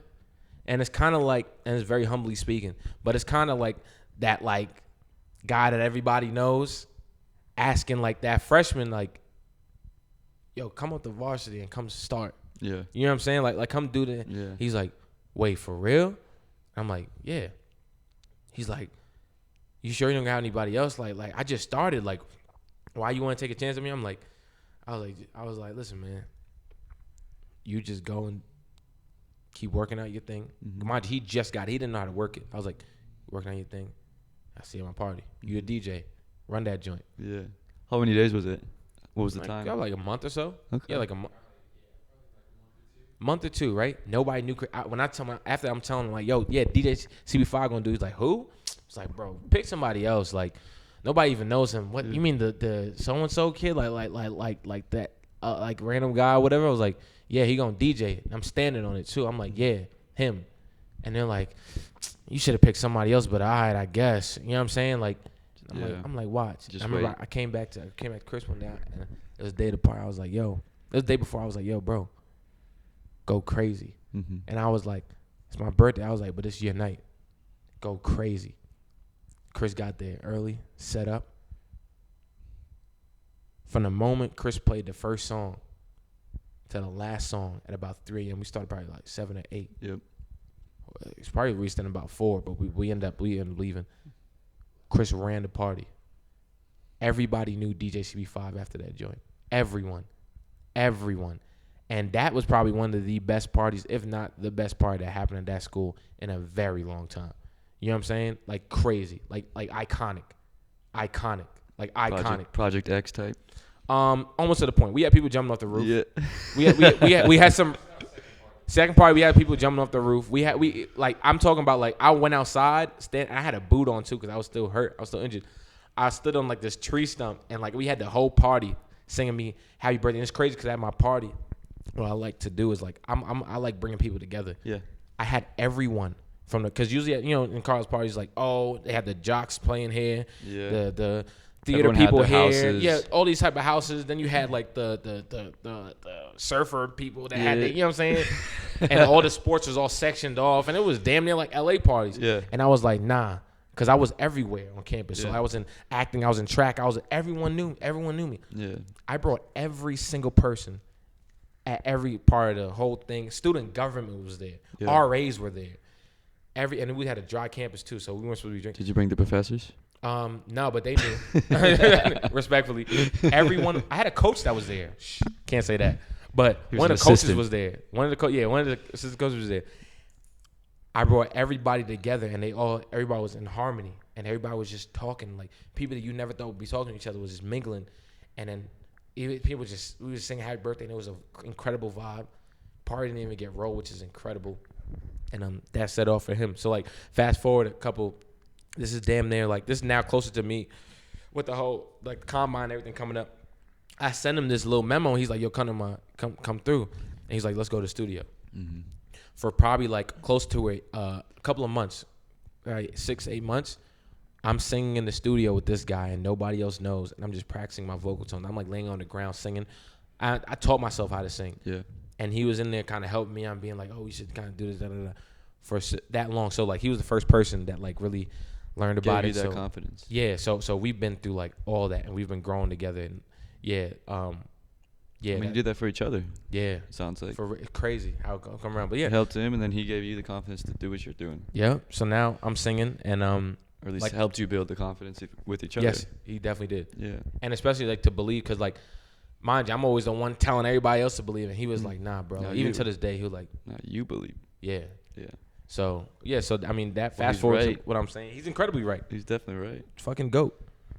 But fast forward to right now, like we're talking about being honest in your craft, and like we're talking about TikTok stuff. That's why what I'm doing right now is I'm being real honest with my music. Yeah. And yeah, I'm a Christian.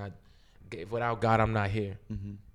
But what I realize is that like I mess up a lot, and I'm going through these things right now in my life a lot, because I mean I didn't really get to go through them too, like when I was younger too, because I had to grow up a little faster. Yeah. So like. And even when I came out here from 17 on, it was work. I wasn't partying. Like, I didn't drink for really the first time and, like, really turn up at parties until, like, my senior year in college. So, like, 17 on to, like, what happened in that house? I wasn't partying. Like, I probably, but I wasn't, like, turning up and getting lit. I wasn't the party nigga. But, I get it. Yeah, so now with my music, it's real raw and it's honest, bro. Mm-hmm. And I'm really happy. It's really venting for me. I'm really happy. Way. Yeah. Because then when it pops off, it's going to be so authentic. Yeah. And you're going to perfect it. Yeah. And then it's just going to be. And it's dope because it's filling a gap that football never really filled for me. So, for example, like with football, I mean, the peak that I really got to football is that I had to try with the Rams. Yeah. I don't know if I ever told you that. Like, you've mentioned it. We never got into it. We can get into that too. Yeah. I had to try with the Rams. I got to the point I was getting recruited by Rams, Jaguars, Falcons, Patriots, Cowboys, a few other teams. And I had tried with the Rams after I graduated. And I went there, and I ended up getting injured, and I didn't get the call back to the tryout. But was it for training? Was it like for training camp just to come into? Oh no, it was before the draft. So like, I put. They were interested in you and drafting you.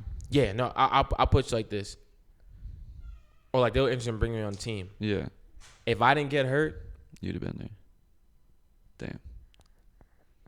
And like, but like these are words from like the coach talking to the guy that I was working with. We were working at my agent at the time, and it's crazy.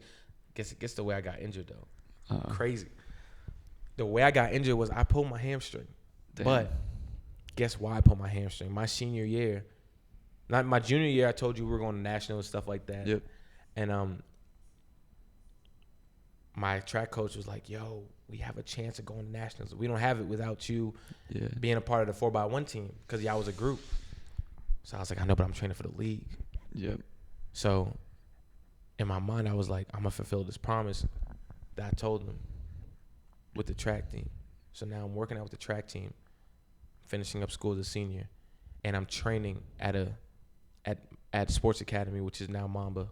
You know what I'm saying? Or at Switchback Sports Academy. I'm training over there full-time too, or part-time at this point, damn near full-time. I'm training with football. I'm training for the combine. I'm in school. I'm working out on my own, and I'm doing track workouts. Yeah. And a full track season competing for nationals. All of that on your hamstrings and your legs. And on top of that, as I was training one day, I met this one group who were very close now. They were competing for this big flag football game where you end up playing NFL players. And actually, T.O. was actually in this league too. Yeah. Where you play professional football players unto the point where like y'all play the last game, it's $1 million. I think it was like, or 100,000. I think The it was like grand prize to grand win the prize. I thing? think it was like 100,000. Oh no, I think it was $1 million. I think it was $1 million or 100,000. Two great differences, but crazy differences. Either way. So yeah, so it was like, yo, bro, if we have you a part of our team, we have a even more of a fighting chance to win this joint. And I met them, and we started working out, and I joined the team. Yeah. So we started training. We ended up going to the actual competing in Irvine, and we won California, or like our section of California, I believe. Or was it California? I think it was our section. We won California, the whole thing, and we won $10,000. Like a flag football league. Yeah, we won $10,000, but it was like a professional one. So this was like with the NFL Network. Good ass athletes. Yeah, playing flag. Yeah. with NFL players. Yeah. So like now we won, and now it's like with NFL Network, I believe, was like recording it, and it was the same one that Chad Johnson, Michael Vick, and all them was competing in. Yeah. And then now we're getting ready to fly to New Jersey.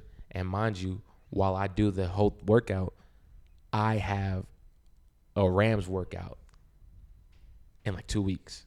So I think it was like after the workout, I pulled my hamstring and like in a championship game, and I'm like, fuck. Wait.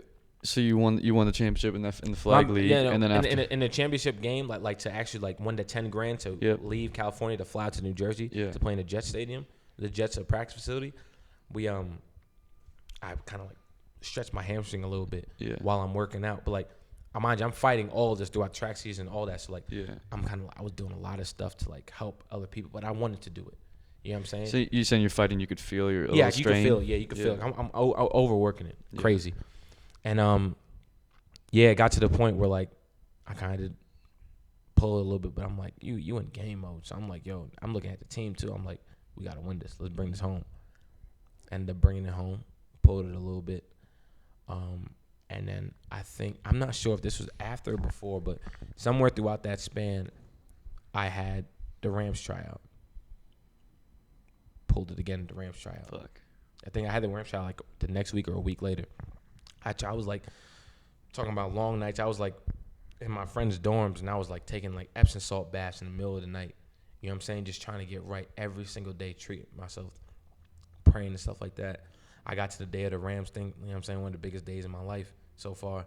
And like they already know me. They're like, yo, we've heard about you and this guy Aaron across the country. My other receiver that I was with. Yep. We heard about y'all across the country. And I'm like, wait, for real? So when I got it, it was like bigger than the moment I even thought it was. Mm-hmm. And it's funny, when I got there too, one of the guys knew Hatch, Matthew Hatch, the guy I was telling you about. Mm-hmm. And it was like, yo, I bet wrote my name down. Was like, all right, bet I'm gonna look out for you. Mm-hmm. You want to Hatch's guys? All I had to do, and we're running routes. That's my specialty. That's what I'm known for. You know what I mean? Good route runner. Yeah, that's what I do. Yeah. All I had to do was run a couple of routes. The second route we ran on this slant, I got the wide receiver coach right in front of me. I got Sean McVay on the sideline. Some Rams players was walking around. Cooper Kupp was, I don't know if Cooper Kupp was there that day, but I run a slant, and everything's perfect, bro. Like, I'm talking about even the guys I trained with. I went to Princeton and I worked out in front of 16 scouts. The Giants was messing with me, and I was with a quarterback who I was working out with. He was there too at the Rams trial. There's so much stuff I could go in depth, like so much different things before. Like, that's a whole different podcast. But like, we're having your back, bro. Absolutely. Thank you. I appreciate that. That's love. And like, bro, like, he's there. Everything's like, yo, this is made for you. It's perfect. It's like just going there. I go in there, I run the route, boom, feel my hamstring pop. I'm like, damn. And it's crazy because I knew I was already sore from the beginning, but I had rock tape and everything on there to keep me right. And it's funny, before the workout, they were like, all right, anybody who doesn't want to, who is injured or doesn't feel like working out today can sit on the sideline. Y'all could just chill. Yeah. Like, that's how, like, it was getting VIP treatment damn near. Like, no, not damn near. It So was VIP treatment. You like, didn't have to do it? You didn't have to do it. Or was it like you didn't have to do it, but you need to do this? You probably should do it. Yeah. You know what I'm saying? That's football. But there was some guys, like the big D1 dudes. Yeah. And mind you, I'm in the room with guys that I've seen on TV and stuff, like big name dudes. Mm-hmm. Some D1 dudes I'm not gonna say any names, but some D1 dudes was on the side, like just waited on the side. And I'm like, oh, y'all bugging. I don't care if my leg was ripped off from my it was falling off. I'm gonna work out. You know what I'm saying? Because I came from New York City to this point. This is the pinnacle. Mm-hmm. I got kids back home that, like, once they see me with pictures, I FaceTime this one kid that played at my Pop Warner team, because I went back and spoke to them like a year before, and he instantly was automatically looking up for me. When I FaceTimed him and I showed him the jersey, he was like, oh my God. He was like, did you make it? Are you on the team? You know what I'm saying? And he called his dad in the room. He called his brother in the room. And this kid's like in elementary school. You know what I'm saying? Like, I'm his hero. You know what I'm saying? So I'm like, I got kids like that that's like watching. I got to go. Mm-hmm. I don't care, bro. And there's a lot of people who should be here in this moment right now who is even better than me. You know what I'm saying? Back where I'm from, or even across the country. And they can't be here right now. So there's no way that I'm sitting down. Yeah. And I did the workout, pulling the hamstring. At that point, I remember I told my friend, I was like, yo, bro, my man's out in school. I was like, yo, bro, he's like, you good? I was like, yo, I pulled my hamstring. I think it's around if I could run. It was worse than you felt before, like noticeably. Oh, no. This is like, when this gets to the point, I'm trying to put all y'all in the fields. Like, you feel your hamstring, but it's very tight. I pulled this one. Exactly. But it wasn't like a horrible.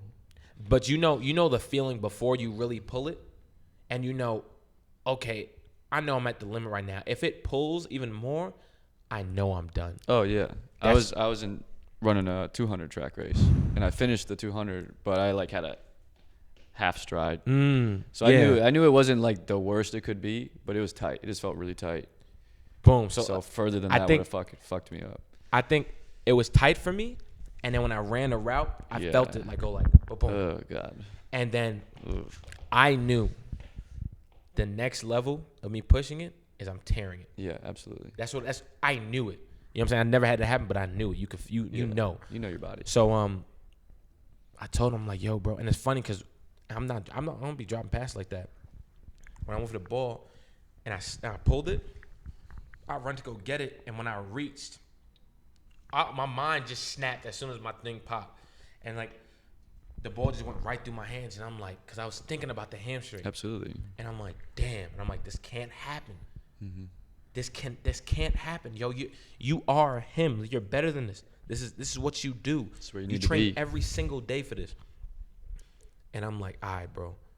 I don't care if I fall and die for passes. I'm not stopping running. As a promise to myself. Mm-hmm. I went the whole workout. Some passes came by me, dropped a couple, which should not even happen. That's not even in my DNA. Mm-hmm. I don't like that. Mm-hmm. You know what I'm saying? I feel disgusted even saying it. But I went through the whole workout, even to the point where I never told anybody. And even to the point where, and I'm not even running full speed, and mind you, they know me for like speed and hand, like running routes. Even to the point, after the actual workout, they're like, all right, we're going to do an optional special teams now. If you want to do it, you don't have to do it. But if you want to, you're going to do it. So I'm like, damn. I'm like, well, I was like, damn, but I'm walking over there. Yeah. You know what I'm saying? I'm not even going to cap. Like, I wasn't like, oh, yeah, I'm going to go. No, I was like, damn. But I'm going to still walk over there. And I did the whole special teams thing. And all I had was hustle and effort. I gave it every single time to the point where my hamstring was damn near off my body, bro. And, like, we're all huddled up in the wide receiver group now, and I'm watching all these dudes, and we're all together. And the coach looked at me, he was like, listen, I don't know if all y'all going to be in the Rams this year, but I guarantee you all y'all going to be in the roster. I know that for a fact. Mm-hmm. So even me hearing that, I was like, in my mind, I was like, see, you are where you're supposed to be. Yeah. And even afterwards, people were telling me, like, I even talked to the coach, and I was almost going to tell him, hey, coach, like, my bad, I was hurt. But I didn't even want to put that out there. I ain't telling nobody. Till this day, they'll end up knowing one of these days, but they never knew. So I kind of left there knowing that to myself, and knowing that that's the reason that I ain't really give my all. And it's funny because, like, I had a guy that was helping me out. He actually spoke to one of the wide receiver coach afterwards, and he's like, yo, bro, he was like, he was like basically the reason Wendell ain't get it is because he didn't have his best day. That's why he not on this team right now. My friend ended up getting picked up on the team. Yeah. Aaron, shout out to Aaron because he killed that day. Yeah. He killed it that day. What's his name? Aaron Lacombe, and he deserved Lacombe. it. He deserved it. I didn't get the opportunity because I didn't have my best foot forward. Yeah. You know what I'm saying? But like, yeah. Once that happened, the next year, I was training with like, I was training with Deshaun Watson. I was training with I'm trying to think of all these damn names, bro. Like at a big training camp? Now I was training with like all Was it a these dudes small like off-season camp. huh? Was it a small Oh off-season no, camp? this is like in training like at Sports Academy, like at UCLA, like I'm training with all these dudes like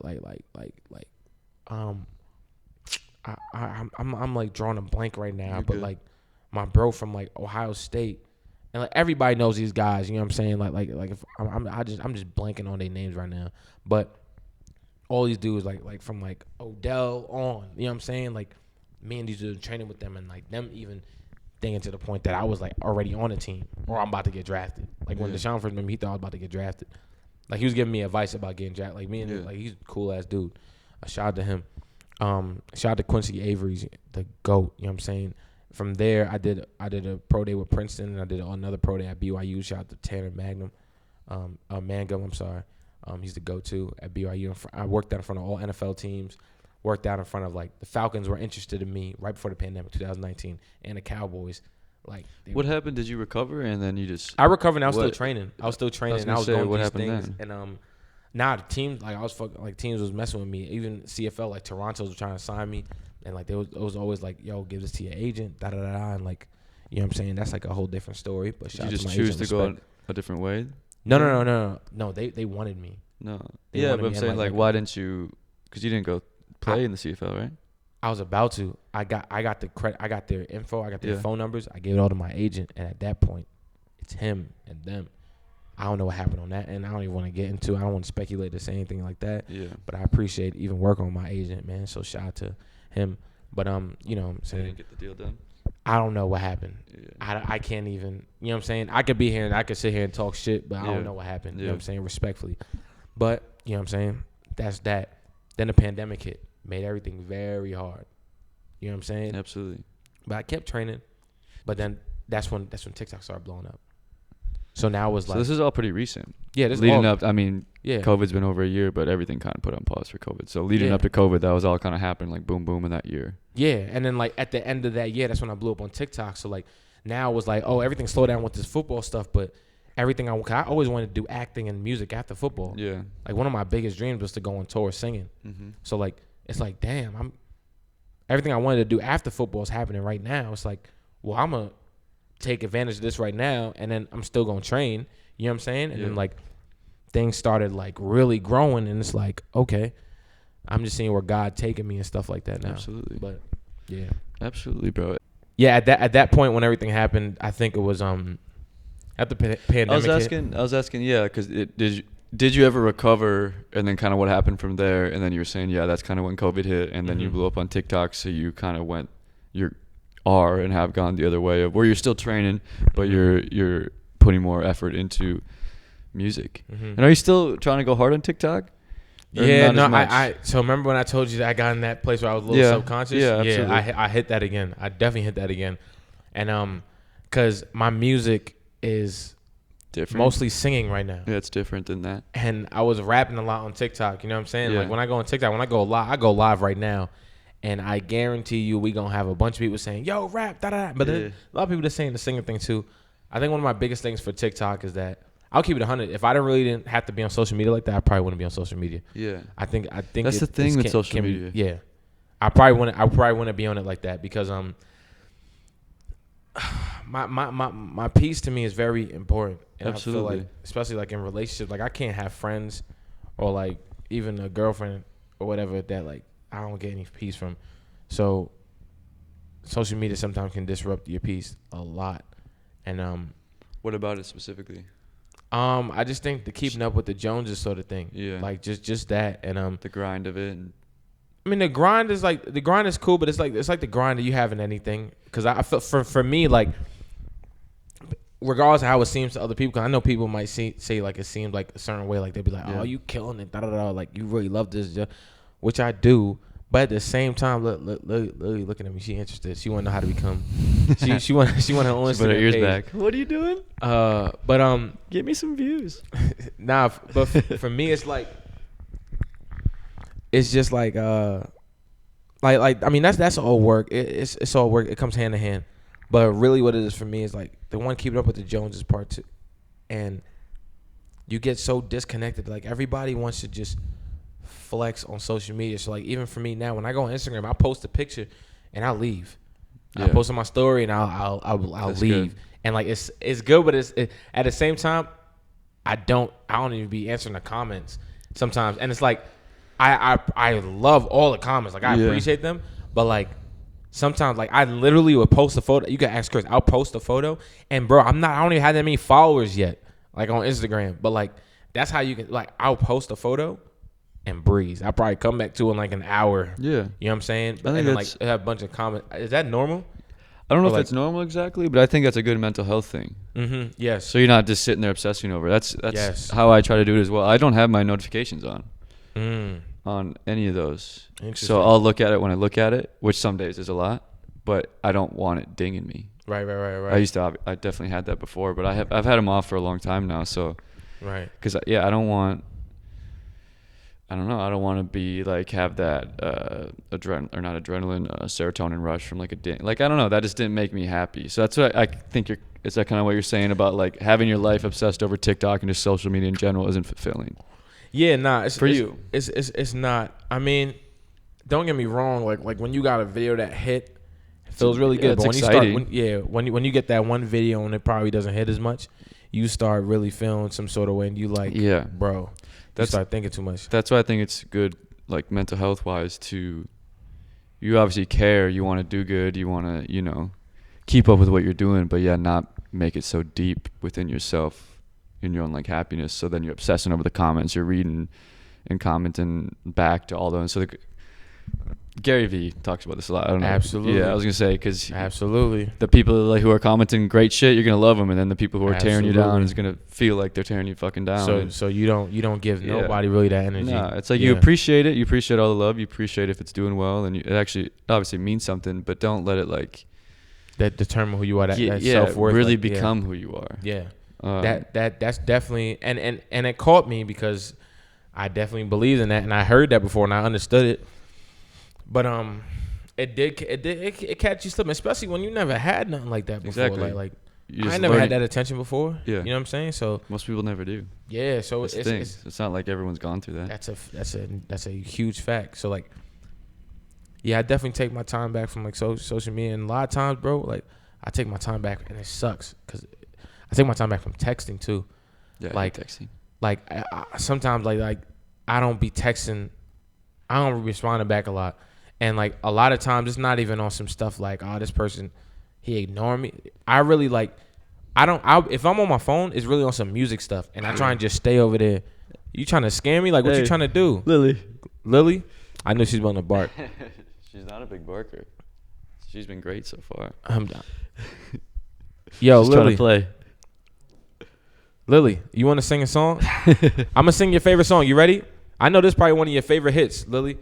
You ready, Lily? She's not even looking. We just got a Blues Clues. We just get it because it's a dog. Blues Clues.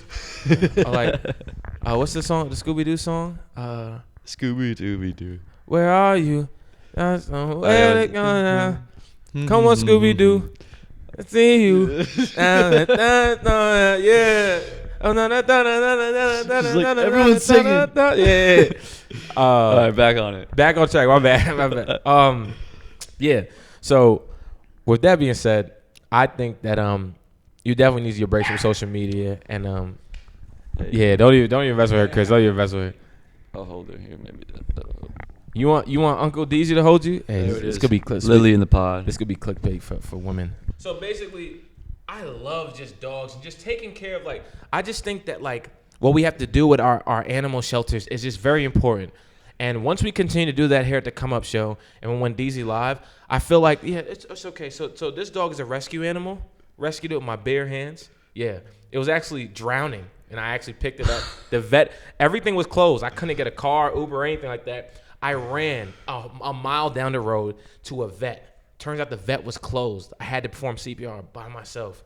I know, heroic, right? Saved you. Right, Lily? Yeah, you remember it. Yeah. Do the little cheek thing we were talking about. Remember? Lily, on the count of 3. 1, 2, 3. Give him a lick. Give him a little lick. Had not. Yeah, remember? She's gonna do it. Hey! I got you. It's all right, Lily. And that's the bid. Come here, baby. I'm going to create a Tinder profile. We're going to put that as a screen thing. And then we're going to put loves long walks and dogs. Long walks and dogs. Long walks on the beach and dogs. But, social media could be very toxic. And it kind of blinds you of, like, kind of who you are as a person. So you definitely need those breaks from it. And especially one thing that helped me, especially with the whole TikTok thing, is realizing that a lot of times those numbers are actually people. And those likes are actually people. So connect with the people. That's the main thing for me. So, yeah, that's that social media thing for me. But, I'm learning through it with the texting thing. I kind of just put my phone down a lot of times, but I gotta get better at it. I don't like being. See, what I gotta get better at is I feel bad, but texting annoys me. Unless it's like important or I'm trying to figure something out, a project we're working on or something that needs to be figured out, like scheduling or just working out a date, like today. Just like general texting annoys me. Being on my phone, I guess. Even if it's people I love, like the closest people in my life, like I'm slow to respond. You know what I don't like about what we talking about right now is because like when I used to talk to like certain girls, like they'll be like, "Oh, I'm a bad texter." I'm like, "How?" Yeah, right. How are you like that? Doesn't make any sense. Like you can't be to me. Yeah, you can't be to me. Or like not even that. It's like get better. Yeah. Just not like, okay, you recognize the problem, now fix it. Right? I'm just a bad texter. Don't worry about it. Okay. Should I just leave now or later? What do you want to do? Like, I feel like if you want to, like, if you want to text, you're going to text. But what I learned is, like, a lot of times, you're not a bad texter. It's like, just say that you don't like texting or, like, you don't, you know what I'm saying? Care. See, yeah. My thing with it is that, like I said, even if it's the closest people in my life, like, people that I love, I just don't feel like I'm talking to you. I feel like I'm doing, like, a task on my phone. Interesting. I never really looked at it like that. Like, I don't feel like I'm talking to Wendell. I feel like it's just like this thing on my phone I'm just like responding to. Obviously, I know it's you, but the connection isn't the same for me. So it's like, I don't know. It just doesn't feel as important almost. Maybe that just makes me an asshole. I don't know. No, but I even know people like terrible at texting. Yeah. But like when we on FaceTime, it's different. Or when in person, it's different. Yeah, I love talking to people. I fucking literally have a show about talking to people for hours. Yeah, exactly. But texting's not that. It's not the same. Yeah. So now I am probably a bad texter now, but it's not that I don't care. You got that one girl in the past who's gonna watch this and be like, Yeah, nah. I probably have. There's probably one girl right now. Actually, there's nobody I'm talking to right now. That's crazy. Ladies, let's talk about this. I know that. Damn, look at that golden hour sun. I was just about to say that the melanin may be popping right now, but now I'm not saying I'm necessarily looking, right? You know, things gonna happen, but I am single, and I actually am in the spot. I'm not really talking to anybody right now. Just ready to mingle. I'm ready for invites. You know what I'm saying?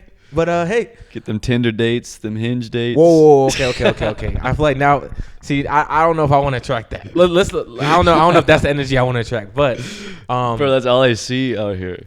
Yeah, I don't. I guess I'm not talking about to a lot of people about that. But when I've seen even just passing things, some random thing I literally saw the other day on Twitter or something. It's just some random retweeted person about like this is dating in LA. It's always like those sites. Yeah, it never sounds like a good time. Yeah, yeah. In it, like I like meeting people though. Like I don't mind. Yeah, absolutely. Meeting people and whatever. I just when I meet you and when we link, let it be real. Like I like meeting real people. Yeah. So like I don't like the whole. To me, sometimes I'm too spontaneous.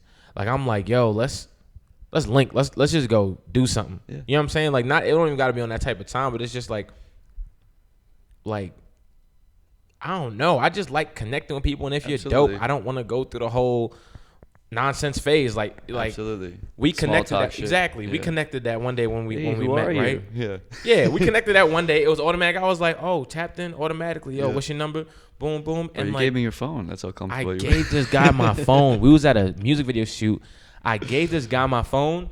You didn't even want it. Walked away, and now I'm like, I was like, yo, Chris, where my phone at? And he was like, I don't know. I was like, I gave it to the guy with the long hair. I told dude to text me, and then I just gave him the whole phone. Yeah. Facts. And then I came back, and this is how I knew he was a good guy, man. I came back, my phone was still in his hand. Yo, I'm telling you, black people, listen, I love black people. I'm black. If I would have did that in a certain area, that man would have left the music video shoot. Like, he would have left the whole site. This guy was saying, he was like, oh man, when he comes back, I'm going to let him know that I cleared up all his dead space in his phone. Yeah.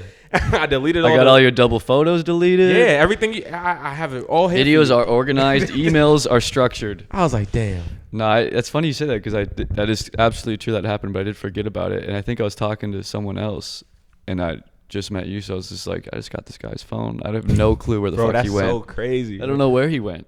That's very dumb. He might have left, and And I'd have his phone. I'm not that And I can't absent-minded. text him. Yeah, It's you right can't here. even text me. That's crazy. Hey, bro, I got your phone. Nah. That's how you know he was in a trusted environment. That's Yeah. wild. But nah, man. I think.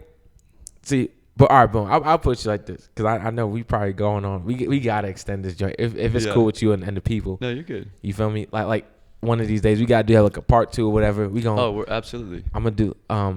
There is something that I do want to say before we like even go into things and wrap things up.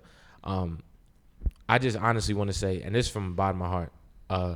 I really do appreciate you, bro. And I think that I just want to keep encouraging you for like, damn, you're gonna give me my bag.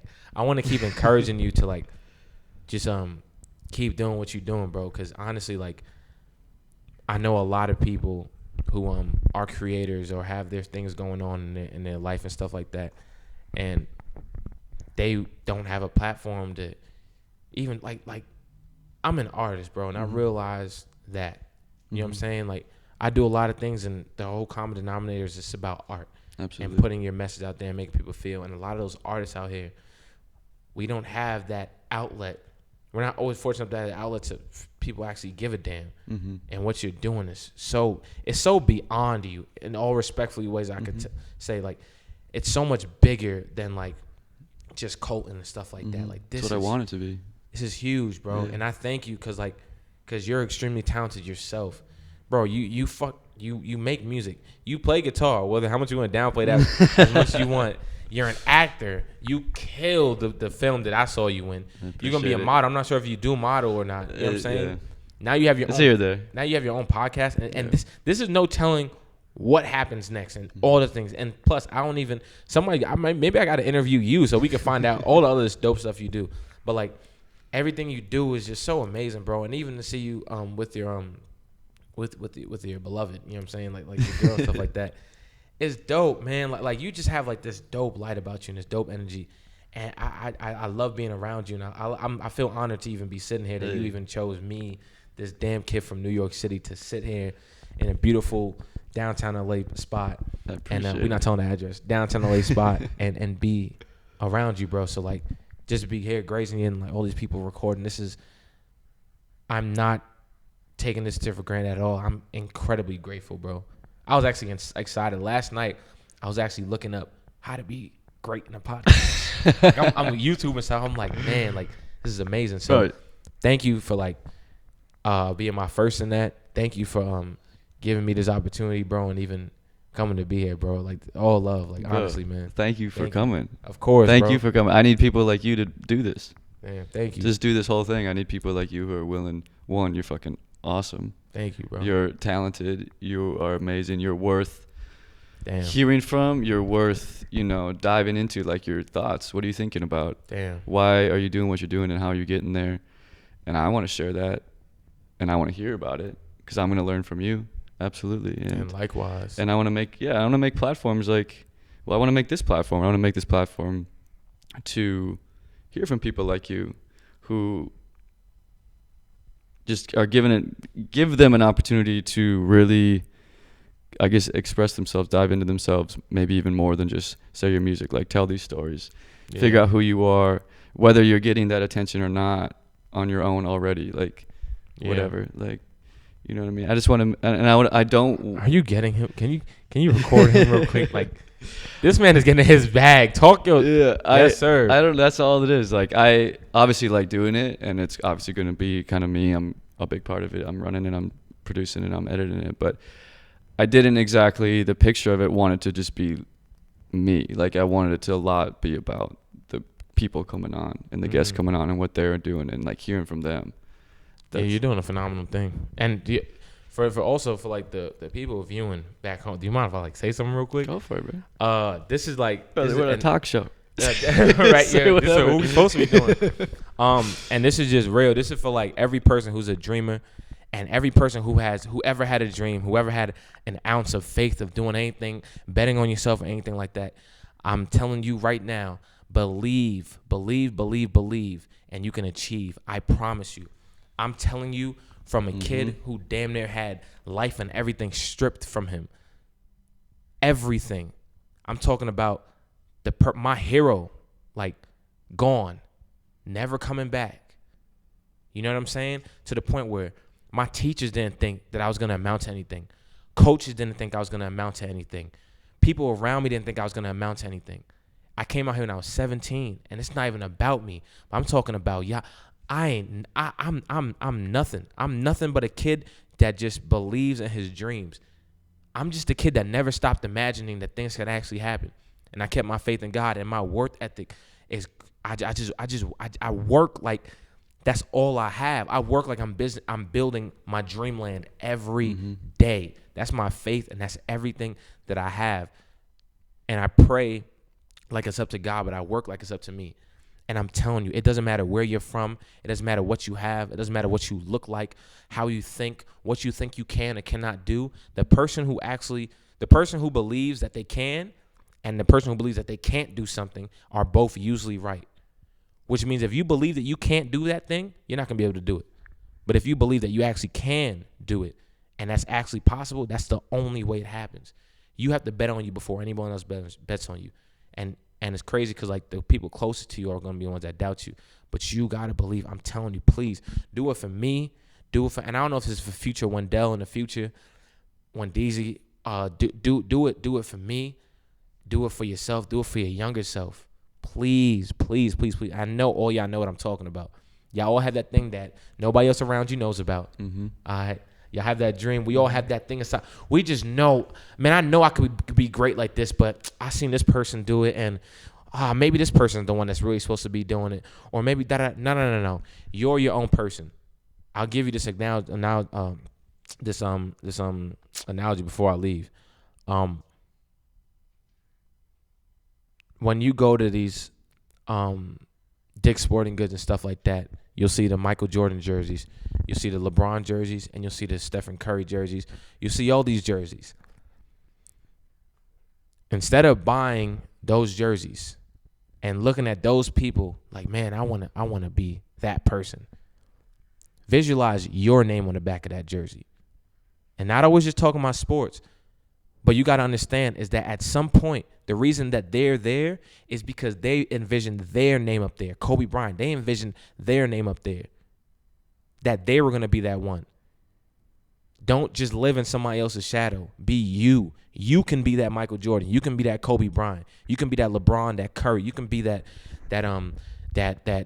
Chris Brown. You can be that Beyonce. You can be anything that you want to be. You can be that Elon Musk, that whatever you want.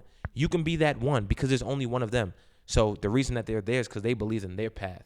And they just took their path all the way. Believe in that. And I guarantee, just keep faith and keep working.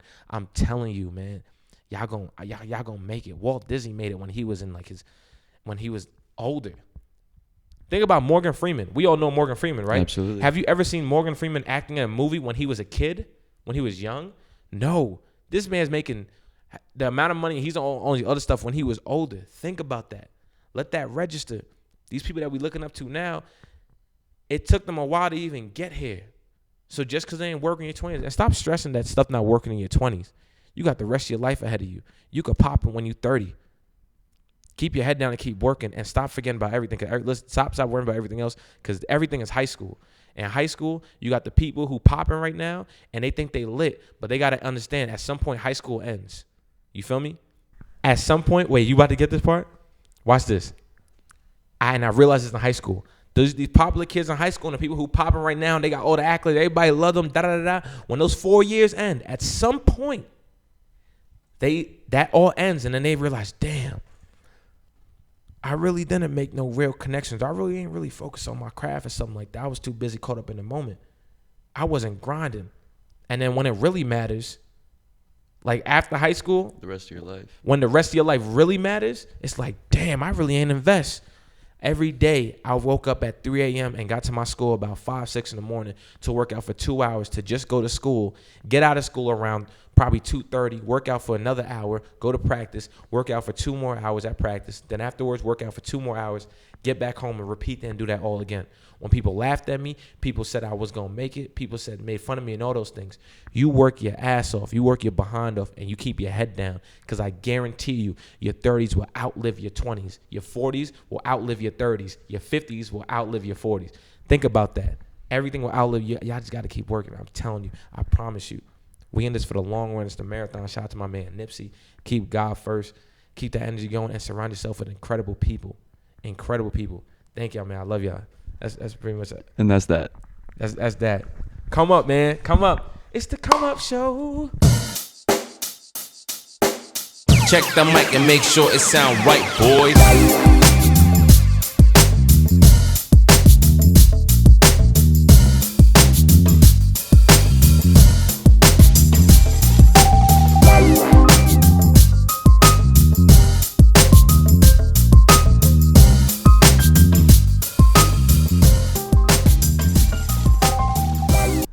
Chris, come in here, sing a song with me. It's the Come Up Show.